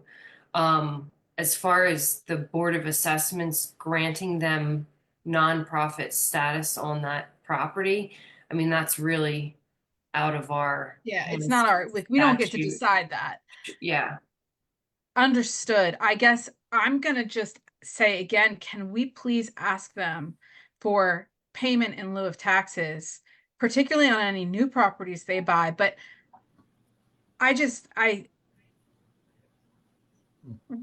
not wanting to get crazy deep into it, I just feel like, can they not see what's happening here? Like, is it time that maybe that shifts and there can be a little bit of a different look at how our community is affected by things like that? So my request is that we do something to request payment in lieu of taxes, particularly in light of this situation. Maybe they can build some tennis courts for us. It's not funny. We can, we can. It's not funny, but I know that it's complicated, right? I do understand it's complicated, but I just feel like I drive down Beach Street and the the disparity is breathtaking. And yeah, I'll just leave it at that. I would like to make an appeal again that they could take that into consideration, and consider contributing in that way. Mrs. Spence?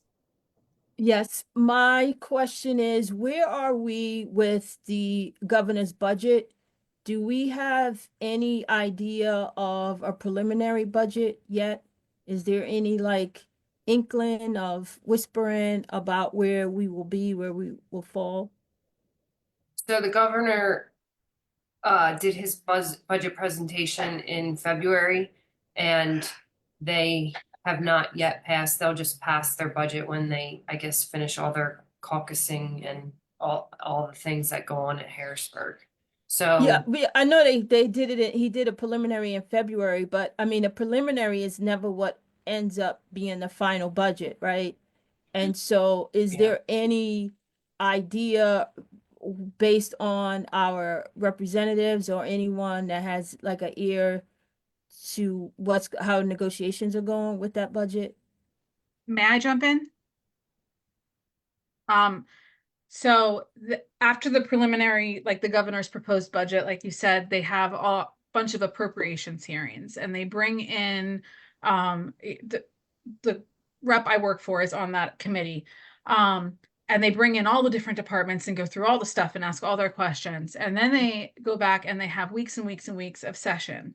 And that's what we're in right now. And a lot of the behind the scenes work is getting done, but they don't have to pass a preliminary budget like we do. Like, it's like you go from governor's proposed budget to appropriations hearings, and then lots and lots of just session weeks. And then you eventually get to the end. And as we've all talked about, like, they don't have to pass it on time like we do, but we might get to July 8th again and still not know. Yeah. Or we could have legislation, as I have heard whispers that maybe cyber charter reform was really going to move this year, and it might move ahead of the budget. It might be something that gets done leading up to the budget. If that happens in May, I'm not going to hold my breath, but if it does, things like that will start to give us an indication of things are looking better than maybe we're anticipating. But I don't think we're going to have a real strong clue, because I feel like we go through May and June a lot and we're like, is it coming soon? Is it coming soon? And you'll think it is, and then it's not. And so I don't know if that's helpful, but like that is kind of the world I live in every day, and I still don't know. And my boss is on the freaking, appropriations committee. So that's where that is. So pretty much we can't depend on that. We can't say, okay, we know we have a good feeling we're getting at least 25% more than last year. We just got to leave And it. I'm not, based on the things I'm hearing, I think that Mrs. Oakley is wise to assume only half, because I do think the tone is different. I think cyber charter could be better. And I will say, like, in talking with different people, you do start to get a sense of where different people at different, in the House versus Senate and Republican versus Democrat are. But I'm hearing whispers, but I'm not even remotely willing to like bank on it or say what those whispers are in a public meeting. Okay. All righty. That's all I have. Thank you. thank you. Mrs. Kansianik? Yes, I just wanted to make a follow-up statement, kind of. I just think that as board members, we have a responsibility to our constituents to explain what we are voting for. And yes, we can look at all the information you give us, but if we don't know what the next steps are or what the plan is, we can't defend it. And I want to be able to defend it. Thank you.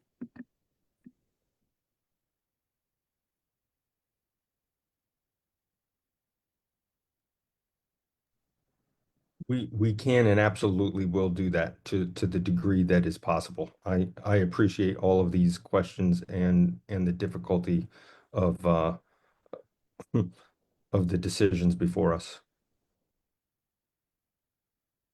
So Mrs. Oakley, in your budget, you're presuming that the governor's proposed $4 million for Pottstown, and you're presuming we're going to get 2 million.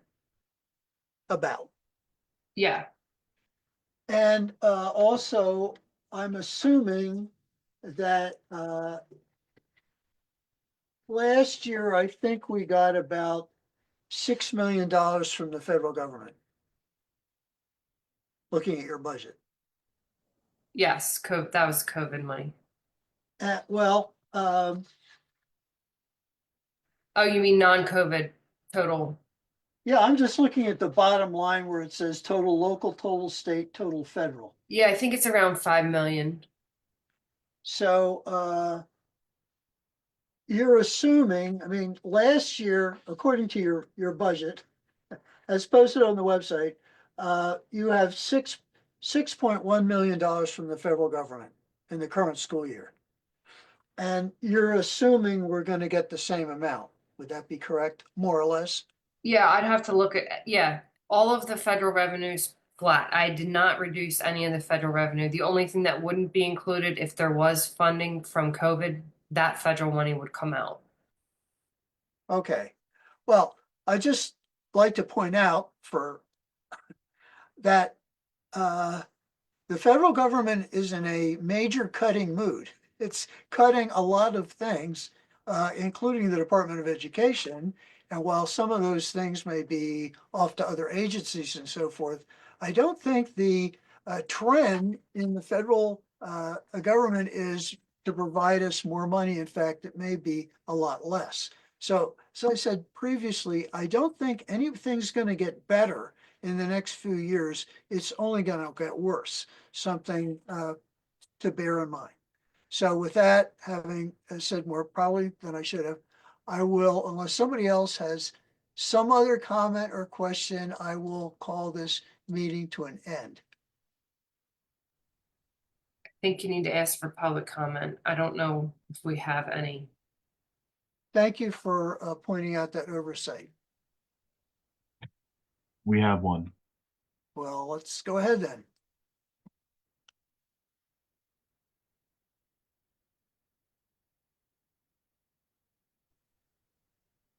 Good evening, everyone. I'm Mercedes Jackson, 1835 East High Street, Pottstown, PA. So first thing I want to say is facts, Mr. Hilton, when you said do your homework. I like that. That's real talk.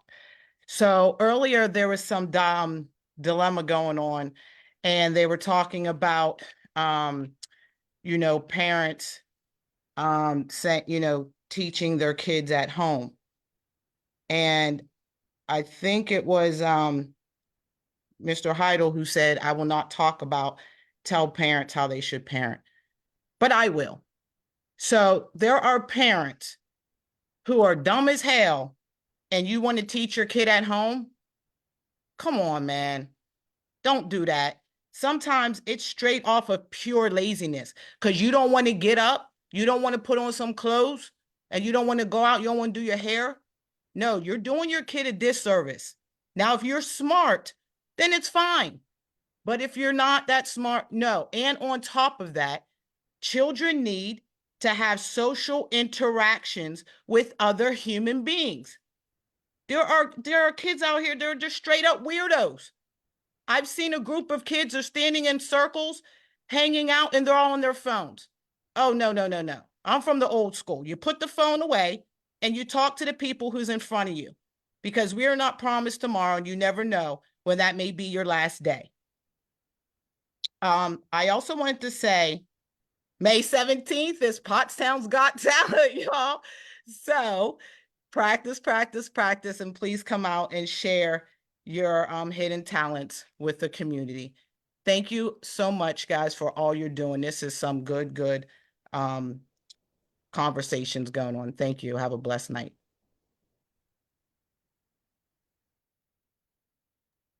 We have another public comment. Can board members be in the talent show?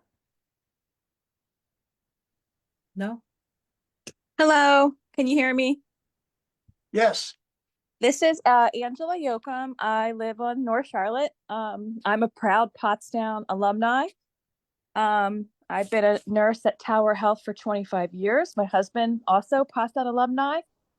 He works for Montgomery County, actually, in the purchasing department. So we know about budgets and we know it's tough. I have two children, two sons that one has graduated and one that is a ninth grader, Owen. Just want to say the music program has been integral to my sons. It really has. It's just taught them so much about hard work, integrity, kindness, and how to be team players. And I know that you're cutting stuff, but I will tell you, you're going to stretch two teachers over 5 years. It's just going to be so hard for them. They're going to have 60 extra lessons per 6-day cycle. It will affect these kids. And I'm just going to say, it's sad. And I know it's hard, but I just feel like this needs to be looked at.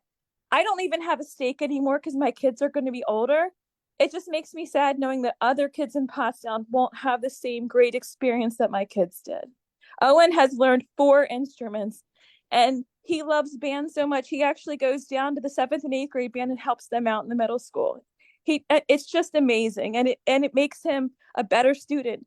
He is getting A's now. And I really think it's because of band. And that's all I have to say.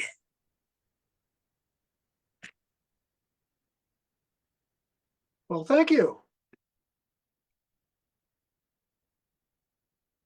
Anyone else?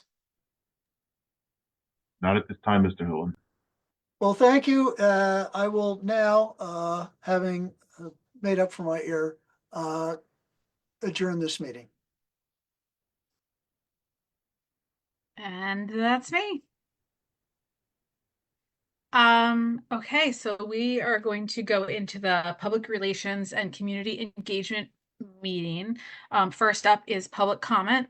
Did anybody raise their hand in the last 30 seconds? We do have one.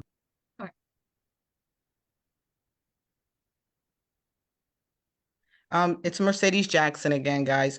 So I had 2 other points that I missed.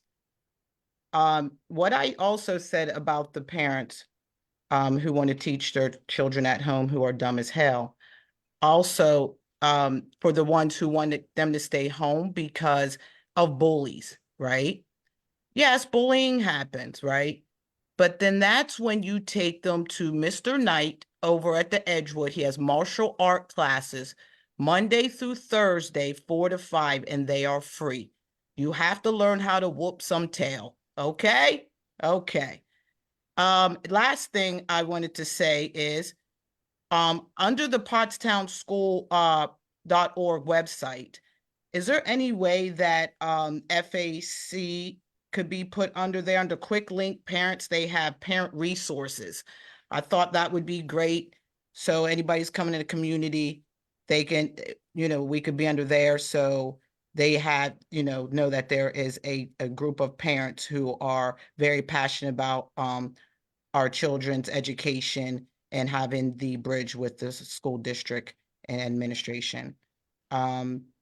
Or even under communities. Also, I was wondering if the martial arts that Mr. Knight offers could be under there as parent resources as well, Monday through Thursday, that listed on there. I think that's great information. And again, going back to what another board member said tonight, is making Pottstown the district that everybody wants to be at. So I think these are hidden gems. And I was asking if they can possibly be put up on the website as well. Thank you.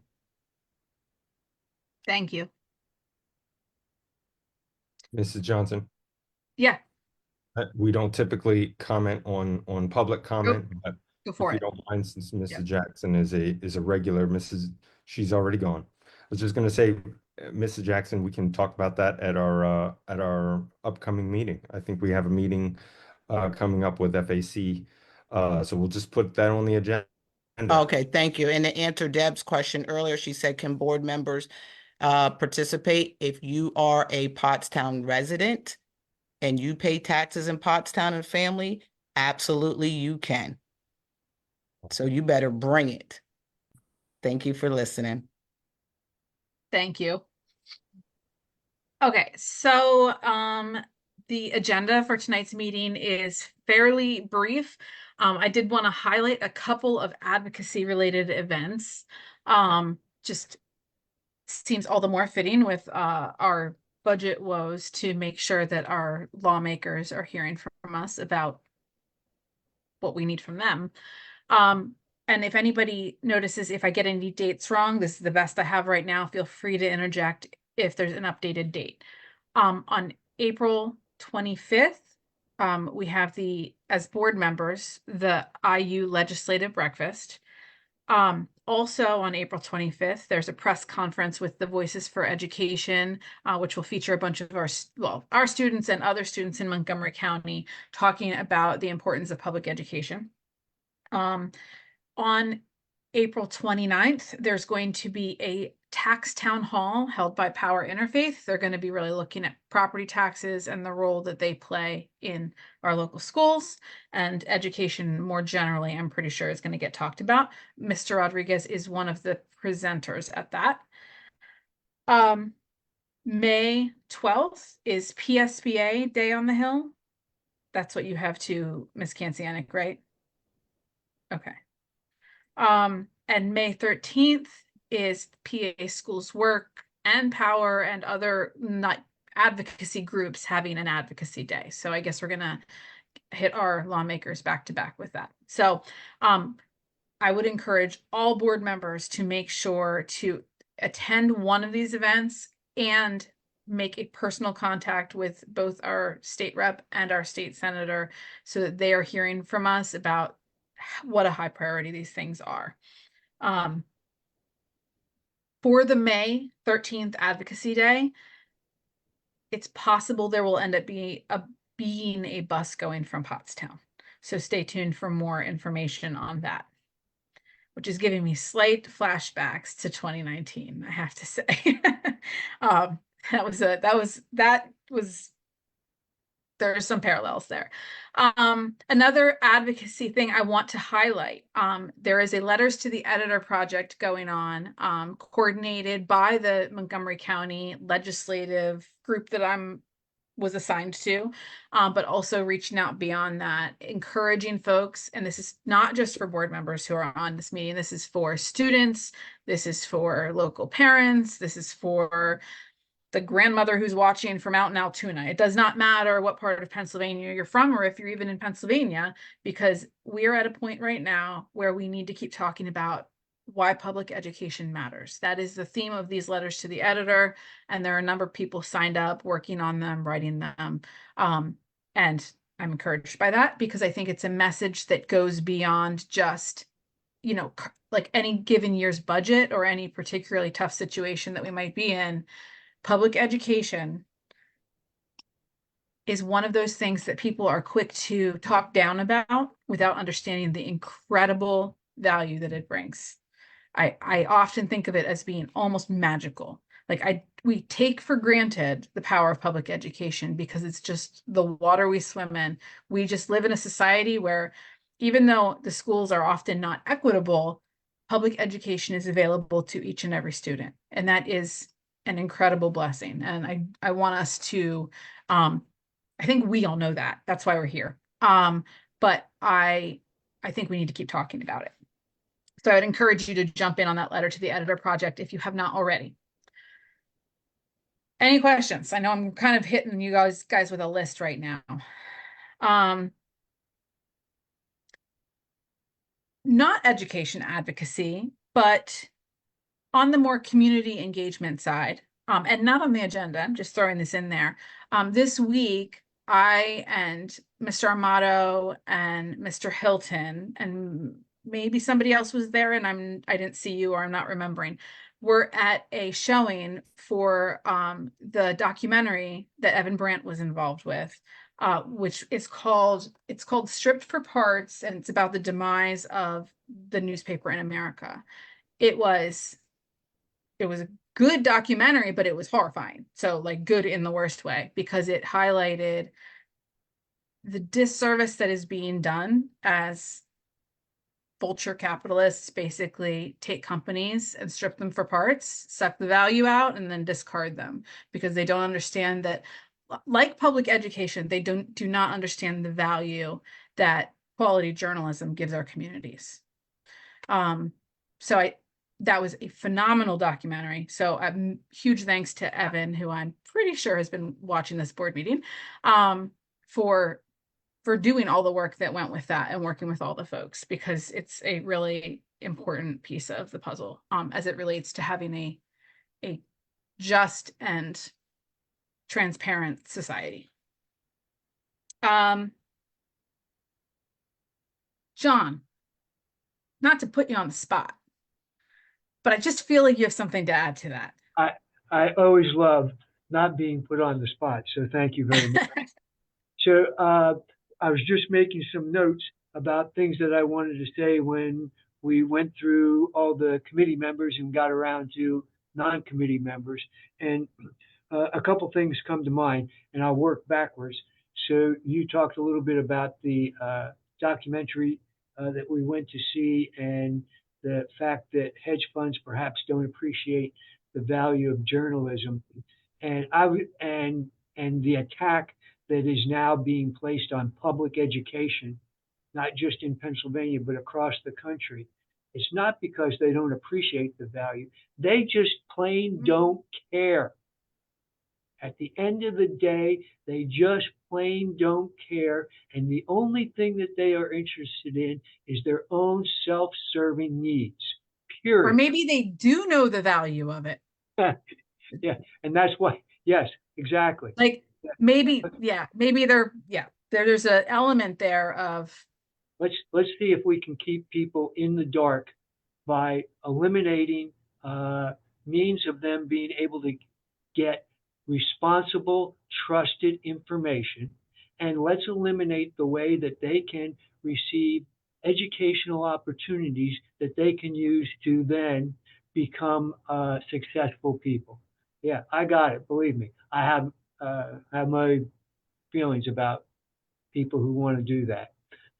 The second thing, or actually the first thing that I wanted to say, was that first, I appreciate the people who came on today to comment, and I suggest, or first, I anticipate that there will be more of that between now and the time that we finally pass a budget. And quite honestly, I would encourage people to have your voice heard. So from the perspective of the 9 board members, because at the end of the day, the administration can make whatever recommendations they want. But at the end of the day, the board are the ones that have to vote. And as Mr. Hilton pointed out very clearly, yes, it takes 5 people to pass any measure on a school board. So it is important for us to hear what your concerns are. But at the end of the day, if you look at all the information, at the end of the day, we're still going to have to balance increase in taxes and use whatever word you want. As apparently the new 2025 word is efficiencies. Develop whatever efficiencies you want. Those things are going to come head to head with one another, and there will be, I would be surprised, let me say it this way so I don't get in trouble. I will be surprised if there is not an increase in taxes. I will be surprised if there are not efficiencies that will be exercised on our programs. So now's the time to make your voice heard. And in the same category of having your voice heard, that's nice at the local level, but we all need to have our voice heard in Harrisburg. And that means it can be as simple as get on the phone, call your legislators, call our state senator, call our state representative, email them, let them know how you feel. I can tell you, since I'm a pretty frequent caller to both of our state legislators, the person, the secretary who answers the phone, we're all on first name basis. You know, when I say this is John, they know they know who they're talking to, and I know who I'm talking to. That's not the point. The point is that they get the message. Their job is to keep you, keep us, keep me from direct contact with the legislator. Okay, that's their job. All right, I got it. I'm going to tell you my message. You're going to take your little scrapbook out and you're going to put down a mark of this person, a person called, and they are in support of or opposed to whatever the issue is. And they're going to do the same thing with the emails.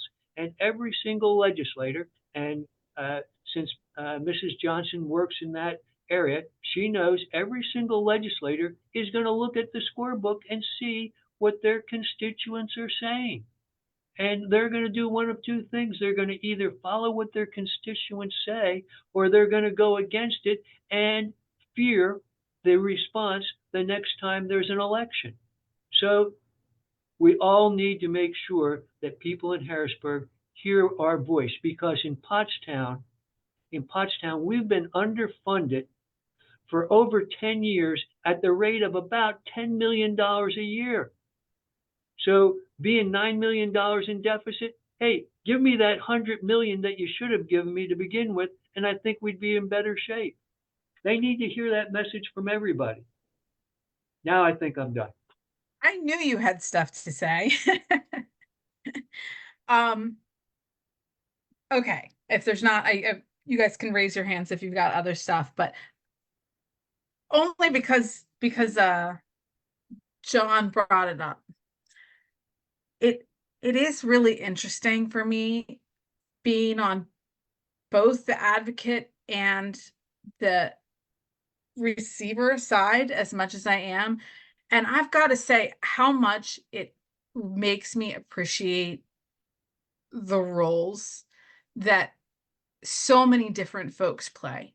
Like this is a like, you know, philosophical moment in a little bit of a topical way, because it totally goes with community engagement, thinking about the role, for example, that the media play as we are looking at the documentary I just mentioned that kind of led to this, and looking at, we've got parents who are voicing their viewpoint, we've got teachers, we've got administrators, we've got taxpayers, and even that's just talking about us with our role.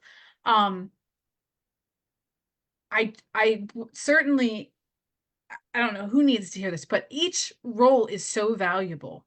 To hear people speak about what a program means to them, it's so important for us as board members. It fills in context that is just incredibly important. So I just this whole budget thing is extremely difficult. In that, I am reminded of the importance of all of the roles that people play and how essential they are. So just to kind of, I guess, piggyback on what John was saying about advocacy, making your voice heard, whether it's to the school board or to our state reps or to the fine folks in DC, is incredibly, incredibly important. And there's such value in each of those roles. So for what it's worth. The other stuff I have on the agenda, cyber charter reform updates. As I mentioned in the last part of the meeting, I am encouraged that there is movement there. I'm encouraged that after the Auditor General's report, it isn't just one side of the aisle that's focused on this right now. It seems to be that there is some real energy behind this, which is why I would just continue to encourage everyone to be reaching out. The cyber charter reform in particular, I think has really come to a head with a lot of people seeing this is really messed up. It's really messed up that you've got the companies that operate cyber charters profiting. You've got cyber charters with massive fund balances. And we might be at a moment where something really can happen there. Education funding, I just put down updates if available. I think I probably already said everything I have to say about that. Any thoughts on the advocacy piece before we move away from that toward a different discussion? Okay. The only other thing I had other than the FAC update, which I feel like Mrs. Jackson already did, but she can jump in after this if she has more to say. As we were looking at these cuts, and I don't even want to call them efficiencies because I just feel like that glosses over that what it is. It, you know, it's programmatic cuts. As we're looking at that, I was thinking about the fact that we do in our town have sometimes an army of volunteers, people who, especially at the moment that we're in right now, there are people who want to help. It's not a matter of, people have all the time in the world or that it's different for different individuals. But I'm kind of interested for how we might explore the use of volunteers who would see like, hey, you know what? I hate to see this happen. How can I help? So, Mr. Rodriguez, I'm not to totally put you on the spot either, but if you have anything to add to that, or if it's just more of my request to say, hey, can we be thinking about this? I know that volunteers can be like, it's not a simple thing to just get volunteers in. There's many, many aspects of what can make that complicated. But do you see a role for that here? Absolutely. If anybody is watching this, and I mean, you can get your if you've lived in PA for 10 years, you don't have to get your FBI clearance. All you need is your child abuse and your Pennsylvania State Police clearance. There are oh, I said clear twice in one sentence. But the easy directions. There are easy directions on how to get that done, and it's absolutely free for purposes of volunteering. You can't use a volunteer one in order to fulfill a job. But if someone wants to come in, I'll tell you, I know already where the need is. It's going to be our most young learners.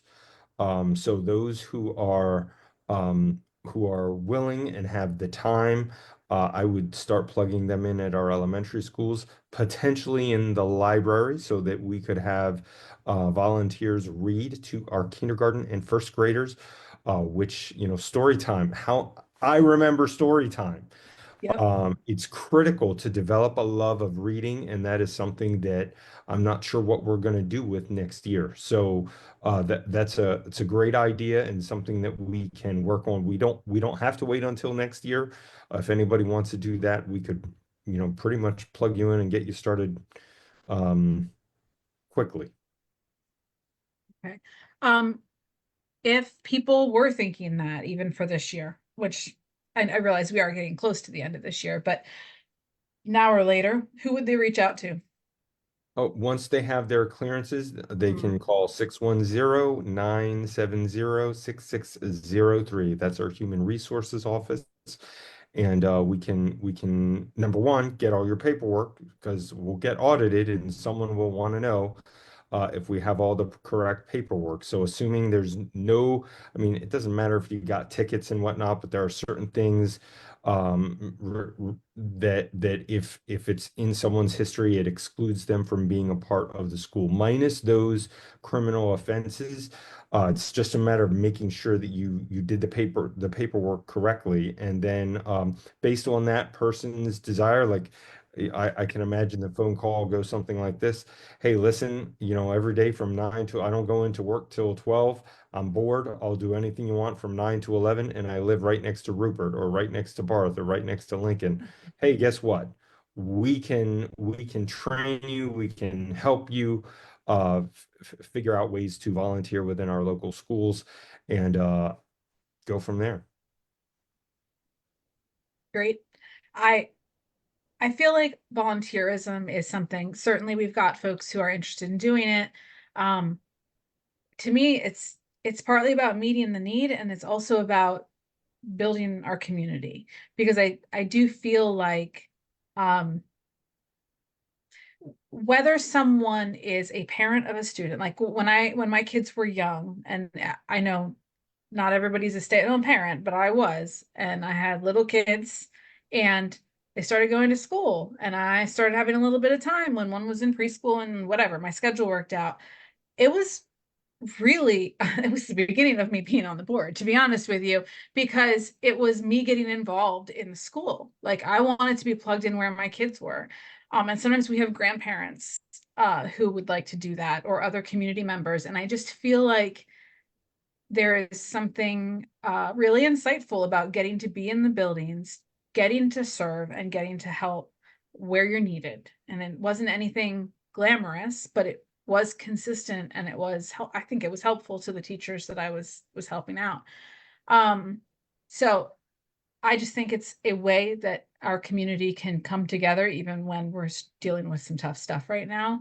It's not going to fix the cuts. It's not the same. It's not, you're just going to swap a volunteer in for a librarian. I think we all understand that. But when things happen and people have to come together in a new way, it can also have some positive side effects, we'll say. Okay. Thank you for sharing that. Is Mrs. Jackson still here, and does she have another comment for the FAC update? I know you kind of shared already about the talent show, but anything else?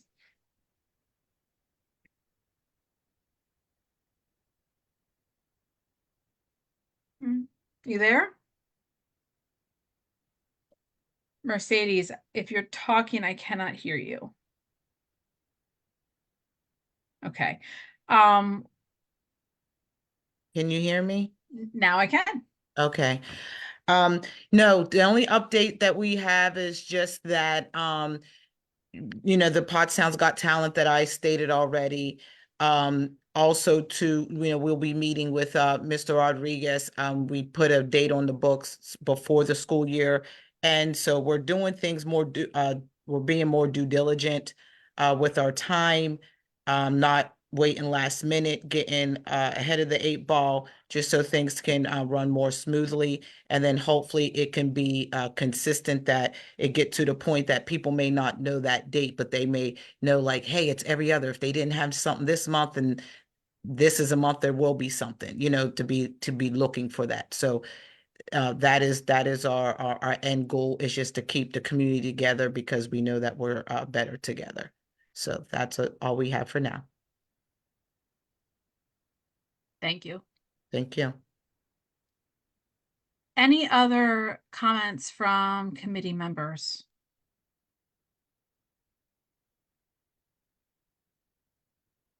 Okay. Any other public I comment? actually do have something. Go for it. I was just gonna say, in the last couple of weeks, I was at some school functions that were really well attended. There was some track meets that community members came out to. It was really nice. The weather was not good. It was freezing. I think John and I were standing next to each other talking about how freezing cold it was. But the community was there, and this past Tuesday at the middle school, they had just a chorus concert. The band had some stuff going on, so they rescheduled that. And to see to have that, it was nice for the chorus to have like a little night. They had some soloists play some instruments. They were so brave to get up there and do an instrument by themselves. And the families, showed up. So it was really nice to see the community out. That's awesome. And I totally forgot to throw this in there, but just another little announcement. Our Monco 360 kids, some of them, and our high school engineering, I don't think it was the whole class, but a group from our high school engineering class went to Ohio for a basically a robotics competition. They had something more locally, and then all those teams ended up qualifying to go to Ohio for a bigger competition. And of the 10 or so different teams in this competition, the two Monco 360 teams, who are middle schoolers competing against mostly high schoolers, got first and second place. So that was pretty darn cool. I was like, that's really awesome. So they were thrilled, and the high school team got fourth, I believe. So way to go for all those students. And I mean, not even just those students, all the kids in those classes. They're doing some really unique work, and I'm excited about where it's taking them. So, And as soon as we get all of the 5 W's and some pictures from Ohio, I absolutely guarantee you we are going to share that story on every platform we have. I can send Madam a reminder Chair, email if that would help. What Madam was that, Chair, Mr. Rodriguez? Yeah, go for it. sorry if I'm breaking up. Just a reminder to announce the executive session that we're scheduled to have after this meeting. Thank you. Yes, executive session after this for the purpose of, remind me, personnel? Personnel. Okay. And then if were there any public comments then? You took them. I thought. Not Well, at I asked board members if there were comments, and I know Mercedes had spoke again, but I just wanted to make sure I didn't miss not at anything this else. time, Mrs. Johnson. Okay, thank you. Okay, then this meeting is adjourned. I'll open up the